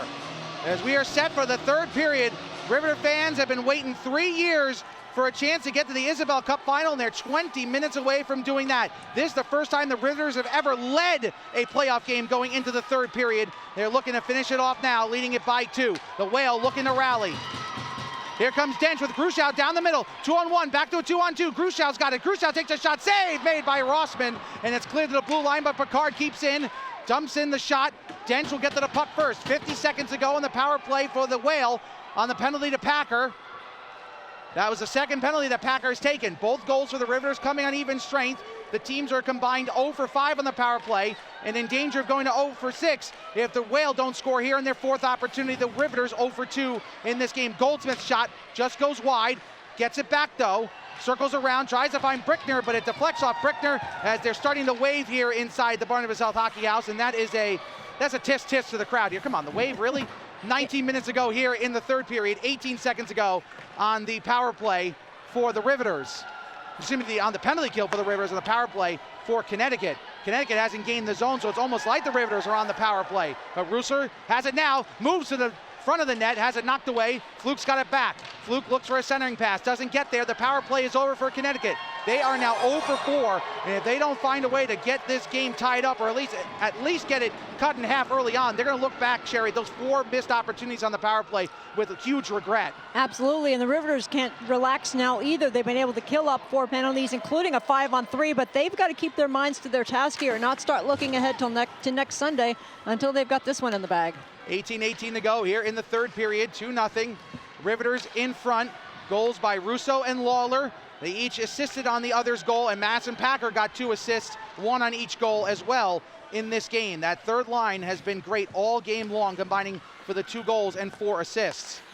Ketchum directs it towards Nash. Nash has it. Nash makes a move, moves in, takes a shot. Save made by Rossman. Deflected into the corner. Rafter and Nash digging it out, and the Whale will move it to center. Dostal knocks it down with the skate and gets it away from Babstock. Nash holds on to it, finds Johnston, and here comes Picard. Picard winds and wings it around the boards, ends up on the shelf, takes an odd bounce, ends up on the stick of Dench. Dench battling for it. Strong forecheck by Dench on this shift. Here comes Gruschow. Gruschow moves to the middle, takes a shot, blocked. Ketchum will get to the puck first along the near side boards. Just about 3 minutes into this period. Riveters trying to advance to their first Isabel Cup final in franchise history. The Whale looking to rally and do the same. Dench sends it back to the blue line. Picard fakes a shot, back down to Dench. Dench moves to the middle, gets taken down. A penalty is coming up to Connecticut. With 17 minutes exactly to go here in the third period, the Riveters will go on their third power play of the game as Rusler heads to the box. And it's Dench who draws this penalty. She just had a hell of a shift where she was just puck control, puck pursuit, tries to go between 2 defenders, and she is taken down. So Rusler goes to the box. Opportunity for the player advantage for the Riveters. Opportunity to make it 3-0 and maybe put this game away. The towels are out here. They gave them away before the game this evening.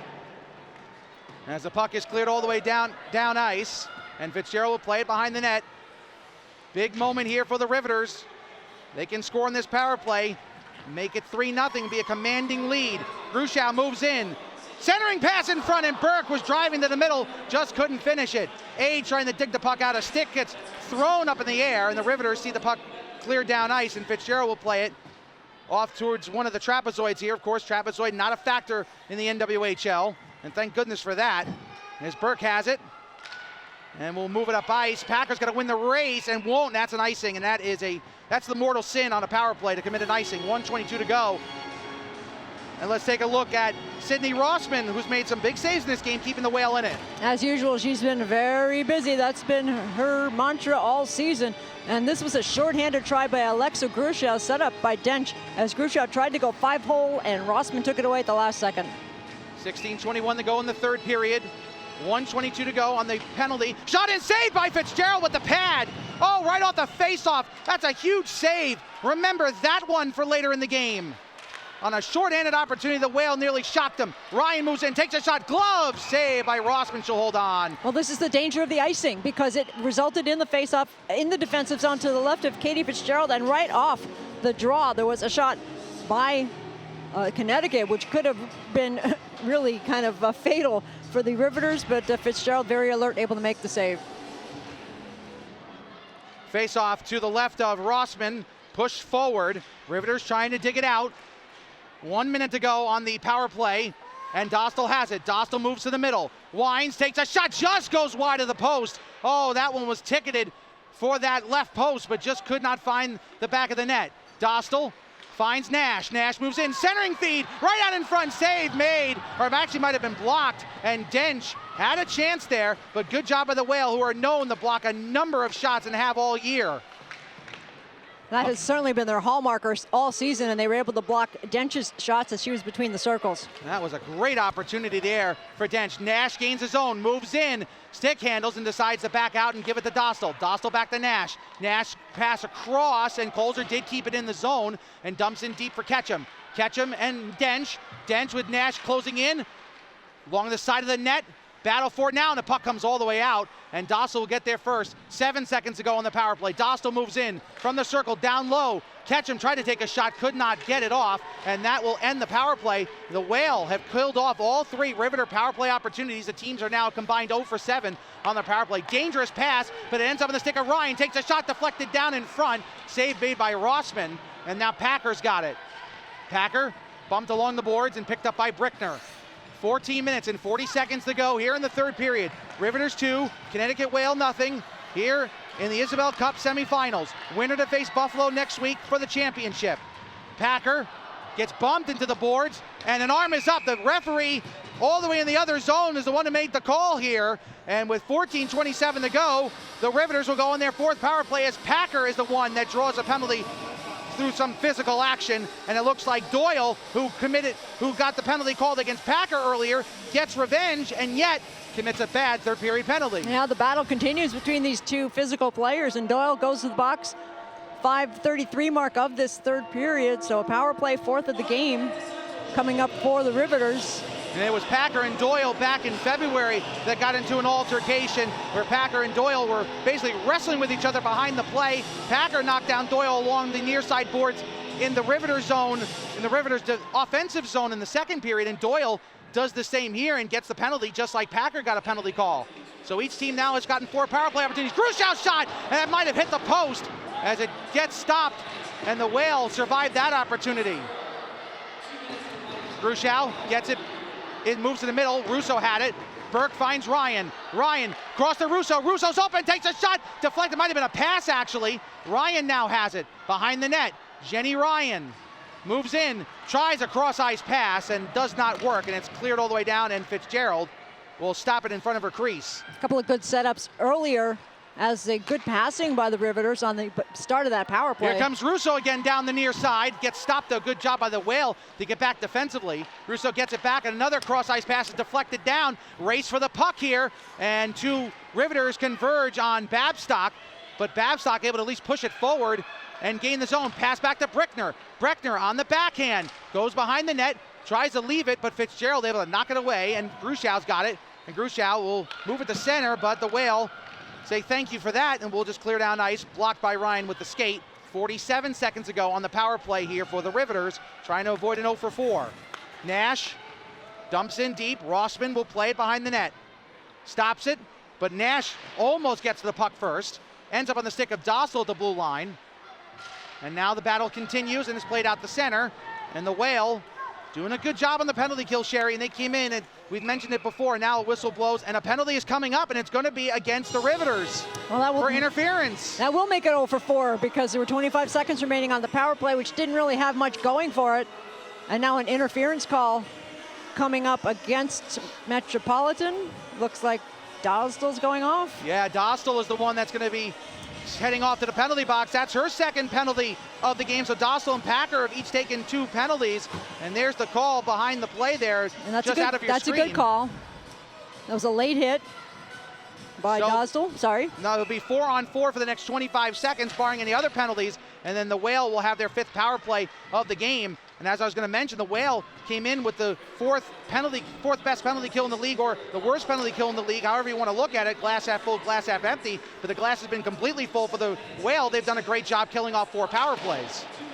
Yeah, they've really been able to not give many good chances. Dench moves in, has it sticked away, good job by the Whale, and the power play that was for the Riveters is over. 4-on-4 is over, and now here come the Whale on the power play, their 5th of the game. Great stick handle move by Doyle, takes a shot blocked. Colzer blocked it. Gruschow gets knocked down, and it's picked up by Boulier. Boulier moves in, now backs off actually, and finds Greco. Greco, centering pass in front, looking for Aid. Aid has it knocked away. Donovan moves in, takes a shot blocked. Can Gruschow get it out? No. Good job by Greco to get there first. 1:08 to go on the power play for Connecticut. Pass back to the blue line. Boulier fakes the shot, finds Aid. Aid moves in, cross ice pass, deflected down, but Greco able to recover. Greco finds Babstock, no, deflected away by Burke and cleared. Great play by the Defender of the Year candidate, Courtney Burke. I think Colzer was shaken up after that hit by Shannon Doyle. She wasn't able to get off the ice until the Riveters sent it down ice, but she just came to the bench and slammed her stick. Yeah, she most certainly did. Obviously frustrated, maybe potentially with an injury there, but she stays on the bench for the moment as the Riveters able to gain the puck with 30 seconds to go. Ryan brings it across the blue line. Ryan moves to the middle, finds Lawler. Lawler takes a shot, deflected by Rossman, and a bouncing puck into the corner. Coming up on the midway point here of the 3rd period. Riveters 2, Connecticut nothing. 15 seconds to go on the power play for the Whale, trying to avoid 0 for 5. Here comes Brickner. Brickner moves in to the far side circle. Save made by Fitzgerald, but could not corral it with the glove. But the puck ends up in the stick of Burke, and it gets out of the zone, and Boulier can't even knock it down, and that ends the power play for the Whale. They're now 0 for 5. Big hit there, no arms are up, play continues as Boulier slow to get up. The puck is still in the Whale defensive zone, now they move it to center, and Anderson's got it. Anderson tries to get around Ketchum, does, but loses the puck, and here comes Ketchum to move it up ice. Bray Ketchum, onsides and no icing, knocks it into the zone, and it's played into the corner. Shots unofficially at 23-14 in favor of the Riveters. Good to see Colzer right back out there. Pass to the middle, Dench's shot does not get through as she just whiffed on it. Aid circles around and now looks to move it up the ice. Rachel Aid moves it to center, gets taken down at center ice, and a penalty is coming up. No, oh boy. And a tripping call, and Colzer can't believe it, and it'll be Kelsey Colzer who takes the long strides to the penalty box. We're at the 10:02 mark here of the 3rd period, and Colzer goes off, and this will be the 6th power play for the Whale in this game.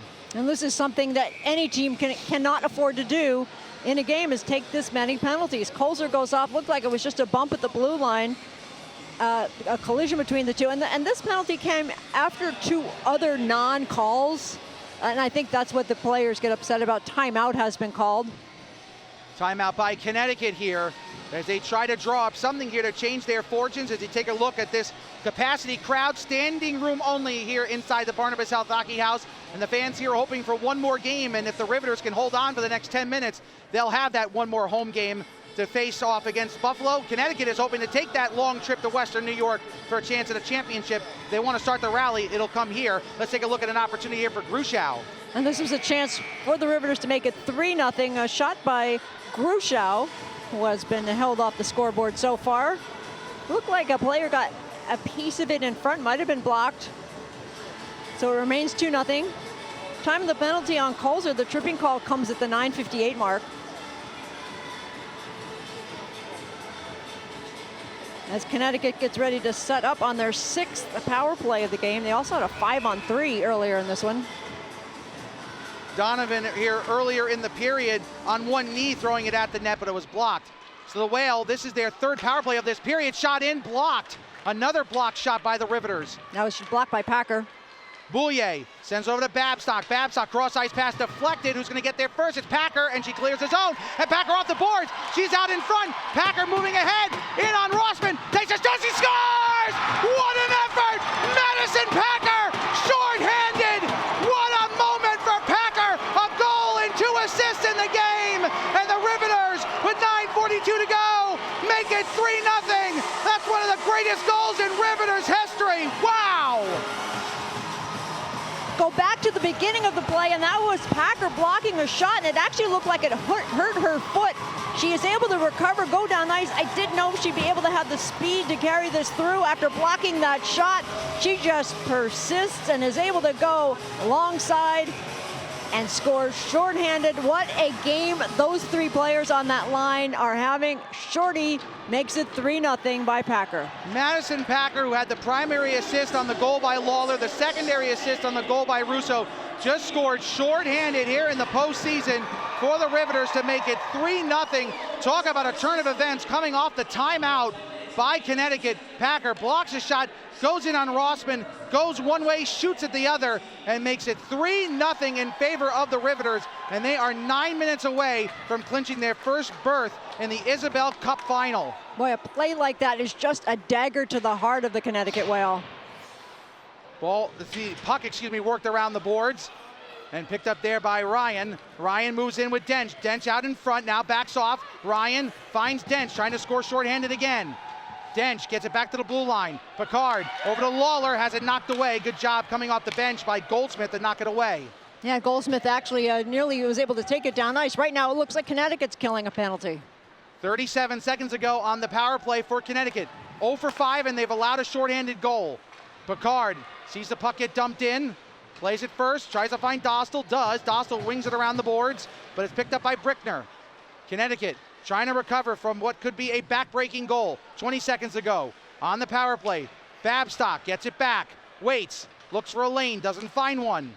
Back up top, down low, shot is whiffed on there by Brickner, and Packer trying to get it out, can't, but it looks like Picard will be able to. Lawler races for the puck, diving for it at center ice. The power play comes to an end. The Whale are now 0 for 6 and have allowed a shorthanded goal. That is not a recipe for playoff success, to say the least. Babstock has it knocked away, and it's picked up by the Riveters. Brown tries to find Russo, but it's knocked away, and here comes Connecticut. 7:47 to go here in the third period. The Riveters on a shorthanded goal by Madison Packer, who used the goalie's momentum, going one way, shot at the other. Just an absolutely perfect goal for the Riveters at that moment, considering all the penalty trouble they were having in this period, to come through with a shorthanded goal for Packer. And you just talk about what she's done this season, Sherry. Missed the first 4 games. She retired, and she actually tweeted earlier today the letter that she had sent out to the fans saying that she was going to retire. Decides to come back, has hip surgery, misses the first 4 games of the regular season, then scores 10 goals, including a hat trick in the final day of the regular season to win the goal scoring race, and then to score the shorthanded goal here in the postseason. Madison Packer is one of the greatest Riveters of all time, and when she does hang him up, number 14 needs to be hung from the rafters the second she decides to stop playing for real. Hopefully she never does. Ryan shot off the post, does not go in. Oh, that was an opportunity there, and she just missed another inch, and it would have been 4-0 as the puck is sent all the way down, and it'll be an icing with 6:45 to go here in the third period. Going back to Madison Packer, this is somebody who thought her pro career was over. She decides to come back after the successful surgery, and I don't know how she was able to walk on 2 feet at this point, or skate on 2 feet. She had just blocked a shot. One of her, you could tell it was hurting, but she sees the opportunity, goes down ice on the breakaway, scores shorthanded, leaning right, shoots left, makes it 3-0 on the shorthander. Battle for it, and the Whale have it. They'll move it to center. 6:37 to go and counting here in the third period. Connecticut trying to find at least that first marker to try to start a rally here from down 3-0. Pass back up top to Dench. Dench moves in. Chance for a 3-on-2 if they hurry. Back pass. There's a shot, and it just goes through Rossman, but off to the other side. She did make the stop right out in front, and they score! The Riveters tack on here right on the doorstep with 6:19 to go. They have made it 4-0 on the goal scored by number 17, Bray Ketchum. Now, Ketchum had been knocked down on the initial rush by the Riveters as she was still trying to pick herself up. Play continued. The puck came back to her. She happened to be in great position to jump on the loose puck. And Ketchum, I think, is going to be the sigh of relief for all the Riveters fans in the building right now, because it's 4-0 with 6:19 to play. On the 26th shot of the game for the Riveters, they're able to tuck one home. It's now 4-0 with 6:15 to go. And for Riveters fans, again, as I mentioned, they've been waiting 3 years for a game like tonight. They've seen their team come up short against Boston 2 years ago, suffer a devastating loss to Buffalo last year in the postseason when they had home ice advantage. And right now they have left no doubt that they are the #1 seed and have ballooned a 4-0 lead in this game and are closing in on a matchup with the Buffalo Beauts here in New Jersey next week. Shot in and a score! Kelly Nash has scored and makes it 5-0 off of Kira Goen, who had just entered the game for the Whale. It's now 5-0. The rout is on. Really tough situation right now for the Whale, who stayed so close throughout this whole game, squandered some power play opportunities, and for Goen, who just came in to replace Sydney Rossman. You know, what an impossible situation to put in a playoff game. You make this change. You can't blame Rossman for this one at all. It's just been the case for her all season that her team was not able to capitalize on the scoring chances that they did have. And right now it looks like it's going to turn into another one of those games that you think is a rout, and it's not because of how tight this game was up until the third period. It was 2-0 Riveters going into the third, and Connecticut had a number of power play opportunities to try to slice into the lead. The Riveters got a shorthanded goal, and it has ballooned from there. It's the media timeout. We'll be back here on Twitter. This is the NWHL's Isabel Cup playoffs. The Riveters lead the Whale by a score of 5-0. We are the early risers, Make sure it's nice and snug. the DIYers. We are determined, Go, USA on 3. 1, 2, 3, USA! crazy, A minute to go. diehard. Winning time for USA Hockey. We are loyal. Up the wing they come.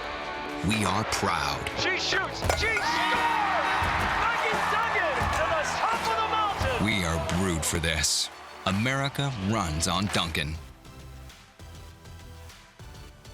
On Twitter, 3 goals in a matter of about 4 minutes or so here have put the Riveters in front by a score of 5-0. The first goal by Packer, then Ketchum, and then Kelly Nash putting the icing on the cake on this one, as the Riveters are just about 5 minutes away from an Isabel Cup final appearance. And the fans already twirling their towels, dancing in the stands. They are getting ready. They want to celebrate this one. A few more minutes to go, but the 5-0 lead for the Riveters, 5 different goal scorers. And really another one of those complete team efforts, as the depth of the Riveters has proven to be the difference once again here tonight. Buffalo winning in overtime yesterday. Sarah Casorso scoring the game winner just a minute into OT on the power play, sending Buffalo to their 3rd Isabel Cup final. Buffalo, of course, played the first ever Isabel Cup final here against Boston, being swept 2-0, a game 1 that went to overtime, and it was played here in New Jersey, neutral site. Buffalo lost that first game, very tough game against Boston. Then the sweep was finished off the next night. Buffalo, though, got a measure of revenge a year ago. Not just a measure, the full cup of revenge, if you will. They got the Isabel Cup, winning 3-2 over Boston, an upset that was authored by Brianne McLaughlin in her 60, 70, 80 save game. It was unbelievable, the performance she put on the last time she ever played in the NWHL, at least for now in her career, ending with a championship. And now Buffalo will return to New Jersey, where they lost the first Isabel Cup final, with a chance to redeem themselves in New Jersey, and not on that, top of that, win their 2nd straight cup and their 12th game overall. They have not lost since Terry Pegula and Kim Pegula bought the franchise earlier in the calendar year. It made such a difference to the players on that team to get the support from the National Hockey League team, and it certainly has translated onto the ice so far for the Beauts. And they have said that is a catalyst, one of the catalysts for their winning streak, and they're going to be coming into New Jersey again for the 3rd time this year, looking for their 3rd straight win. They've beaten the Riveters 3 straight times. They knocked the Riveters from the ranks of the unbeaten, and then they beat them twice here in New Jersey in back-to-back weeks. A 4-3 game and a 2-1 game, as a penalty is coming up here against, I believe, Connecticut. I think you're right. I think this is for interference in front of the net. And Buffalo will be anything but intimidated by this Riveters team. They won't be scared in the least. They've been in the championship before. They've walked into this building and beaten the Riveters twice in 2 different styles. Rally the first time around, a defensive, gritty hockey game the second time around. They've done it all. Their coaches are experienced both in the Stanley Cup playoff level and the Isabel Cup playoff level, and their players know how to win championships. Kareem Bowie, for example, has won 3 consecutive professional championships, a Clarkson in 2015 and an Isabel Cup in 16 and 17. Dostal has it as the Riveters are on the power play here with 4 minutes to go. Shot in, deflected high over Kira Goen, who, as I mentioned, entered the game a few moments ago, gave up the goal to Nash. Second time that Goen, a New York native from Dobbs Ferry, New York in Westchester County, not that far from Newark here, about an hour north of Newark, has a chance to play here. Second time, as I mentioned, that she's played a game against the Riveters, coming in relief of Rossman earlier in the year. Colzer again coming to the bench looking like she's dealing with some sort of nagging injury. She was hit by Doyle a few shifts ago. Colzer was able to pick up an assist on the 4th goal, the Ketchum goal. That came at the 13:41 mark. And then Ashley Johnson picking up the assist on Nash's goal that made it 5-0. Original Riveters pocketed all over this performance today. Ketchum the goal, Johnston an assist, a goal and 2 assists for Madison Packer. Just an all-around performance. Ryan moves in, 3:10 to go here. A 5-0, Riveters in front. And with 3 minutes left, there really is only one question remaining in this game. We won't mention it, we don't want to risk the jinx. Of course, the fans might get upset if I mention that Katie Fitzgerald is doing something that no Riveters goaltender has ever done. I just left it out there for the fans can figure it out. They're smart. They most certainly are. 2:50 to go here in the 3rd period. Shots unofficially 28-14 in favor of the Riveters, who have poured it on here in the 3rd period. Down the near side. Puck played below the goal line. Trying to move it up front is Packer. Madison Packer, shorthanded goal, turned this game on its ear. Took a 2-0 game with the Whale on a power play into a 3-0 game, and then before you knew it, it became 5-0. 2:25 to go here in the 3rd period. 10 seconds to go on the power play for the Riveters. But the only thing they haven't done in this game is score on the power play. Dostal shot off the side of the net, might have nicked the post. 3 seconds to go, and that will do it for the power play as Faber comes out of the penalty box. And the power play is something that the Riveters are definitely going to want to clear up. They'll probably have 3 practices before next Sunday's final. And you can't waste these opportunities against a team like Buffalo. Puck played into the corner. Doyle has it, works it around the boards, and goes out the center. Johnston has it, and he'll dump it in deep. Coming up on 100 seconds, there's an icing with 1:46 to go, so 106 seconds to go.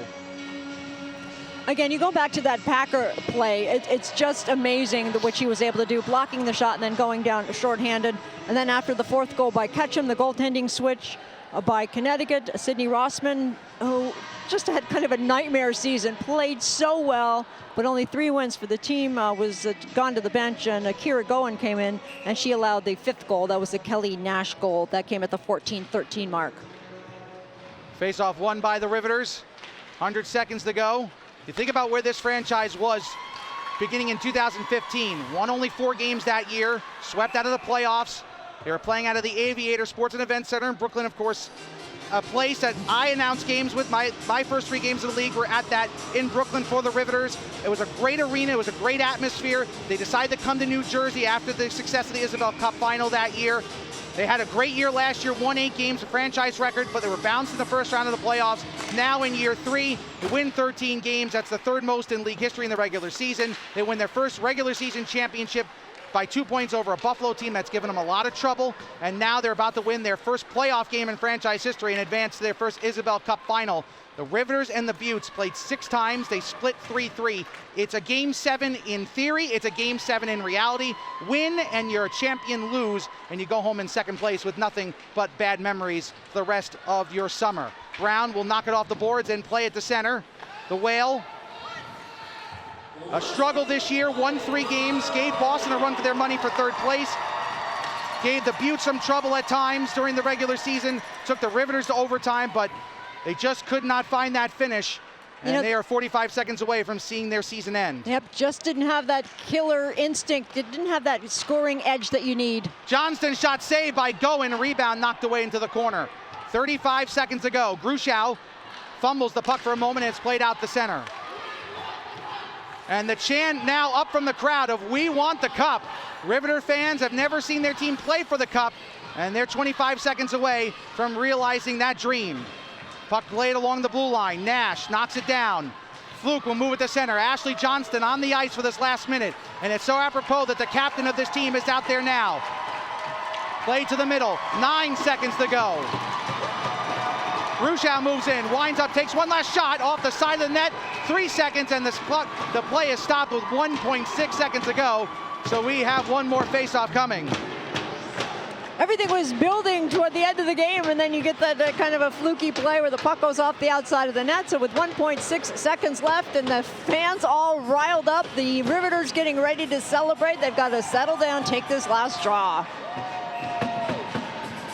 Rafter gonna take the face-off, moves it to the front, and that'll do it. For the first time in franchise history, the Metropolitan Riveters are going to the Isabel Cup Final, and it's a shutout for Katie Fitzgerald on 14 shots.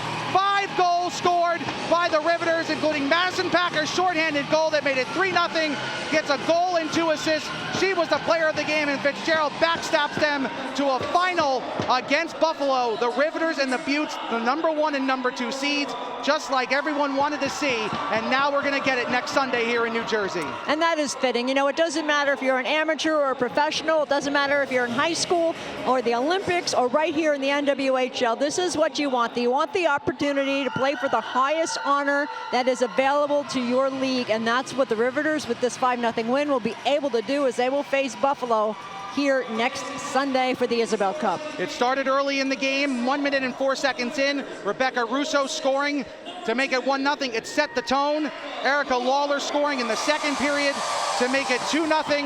And then in the middle of the third period, with Connecticut on the power play, down by 2, Madison Packer gets the block and is able to get the puck out in front and scores an unbelievable, exceptional, brilliant goal to make it 3-0. And Sherry, that was just the beginning of the onslaught in the third that led to a 5-0 win. They really turned everything around. It was 2-0. It was a tight game. You knew one mistake could put Connecticut right back in this game. Instead, it was Madison Packer, one of the 4 lifers on the Metropolitan Riveters, able to block a shot and looking like she was still in some pain, able to get the shorthanded breakaway. She had pursuers close to her. She just cut to the front of the net, went to her right. The puck went back, the shot went back against the grain against Rossman. That made it 3-0, and that was really what harpooned the Whale, because that was the killing blow. The Riveters ended up tacking on a couple more. Bray Ketchum and Kelly Nash each found the back of the net later on in the third period, as we're going to take a look inside the booth. Hello, everyone. I'm Matt Falkenberry alongside Sherry Ross. Erica Ayala will have the player of the game in just a few moments. Got a hunch it'll be Madison Packer. Could be Katie Fitzgerald, though, as well. Katie Fitzgerald, we didn't talk much about her, did not face a lot of shots. Only 14 shots unofficially in the game. Was a quiet performance, but she will not have a quiet performance against Buffalo. The Buttes are ready for this. They've beaten the Riveters 3 consecutive times, and they are championship quality program. Let's take a look, though, at the goals here in the period before we get to that playoff preview. Let's take a look at Packer's goal that we described a few moments ago. Well, this is certainly what broke the game open. It was 2-0 at this stage, and then the block by Packer. She's able to get down ice. I still don't know how she did it, and able to flip in a short forehand shot to make it 3-0. Another chance here for Ketchum. That was the goal that made it 4-0. Gets through Rossman.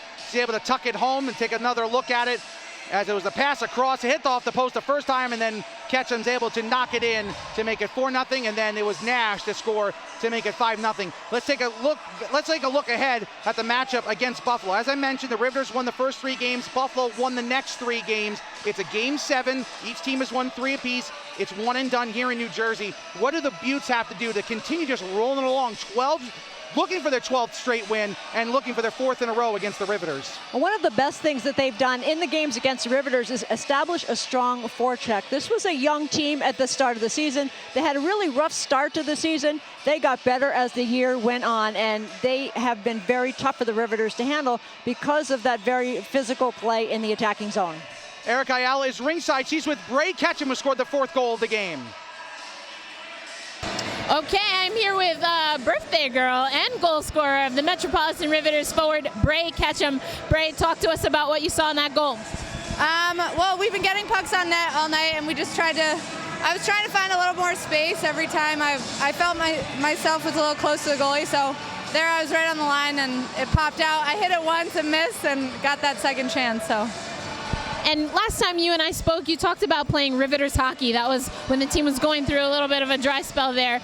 Now getting 5 goals, first playoff win for this franchise. Are you playing Riveters hockey right now? for sure. We came out ready to play today. We were excited. We were confident. And, you know, we're playing as a team right now, and Chad always said, like, we want to be playing our best hockey when we reach the playoffs, and I think we are right now, so we're really excited. Looking ahead to the final, are there things that you'd like to see this team continue to do or even improve upon, knowing that you'll be hosting the Buffalo Beauts right here? Yeah, I think just keep playing our game, keep playing Riveters hockey, and doing the little things right is important. And again, we have 3 amazing lines, 3 lines of defense, and Fitzy and net. So we have everything we need to accomplish that championship, so I think we're ready. What are you feeling right now? More happy birthday vibes or getting that first playoff win? No, I'm psyched to be getting that first playoff win. Yeah, it feels good, and after 3 years of being in this spot, and it feels great. So I'm proud of this team. Congratulations. Thanks. Okay. Thank you, Erica, and thank you, Bray. Bray Ketchum, one of the 4 original Riveters on the team, helping to get this win for the Riveters today. Madison Packer, of course, a goal and 2 assists leading the way. Let's talk about the final. It's going to be Sunday, March 25th at 3 p.m. You can get your tickets now at nwhl.zone and get more information about that. The tickets have just gone on sale. I got the email, looked at it just a few seconds ago during the interview. We talked about what the Beauts need to do, and they've been just rolling along like crazy. The Riveters stumbled a bit against Buffalo, losing those 3 games, have picked up the pace a bit against Boston and Connecticut. What do the Riveters have to do to break the hex against the Beauts?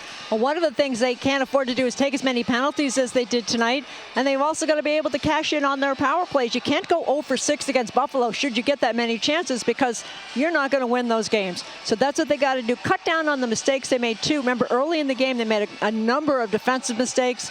Connecticut was just not able to find the net with those opportunities. But I think during the week that Chad Wiseman and Lorna Cook have to work with this team, they're going to polish off, take off the edge of some of those flaws and be ready for the final. Welcome back inside the booth. Alongside Sherry Ross, I'm Matt Falkenberg. Eric Ayala has been ringside with us for the game this evening. Of course, next week, it'll be Phil Jubileo, the voice of the Connecticut Whale, will be calling the Isabel Cup final. Sherry will do the analyst. I'll be ringside on the Riveters side, and we might have one other special guest with us next week as well for that broadcast. You can catch that game live on Twitter at 3 p.m. here from the Barnabas Health Hockey House, as the Riveters have earned the right to host the final here. The first time that the final has been hosted by one of the teams here in the NWHL after 2 years being at neutral sites. In year 1 here, even though the Riveters now play here, they didn't in year 1. And then year 2, it was in Tsonga Center. Sherry, Riveters win 5-0. Your thoughts on this performance and game next week? Well, I think we've seen the Riveters that we saw during that 11-game win streak, so that's a good sign if you're a Riveters fan. I also love the fact that coming on the heels of the U.S. women winning the gold medal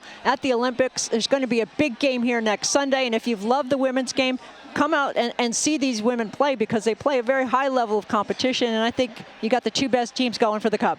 It is going to be an amazing game. I can't wait to be there. I can't wait to see all the fans that are here and the fans that are watching at home. It should be a great one. I want to thank all the Riveters fans who have been watching me call the games this year. It's been an absolute pleasure. The Riveters are headed to the Isabel Cup final after a 5-0 win over Connecticut. We'll see you next week for the Isabel Cup final between Buffalo and Metropolitan. Until then, have a great night, everybody.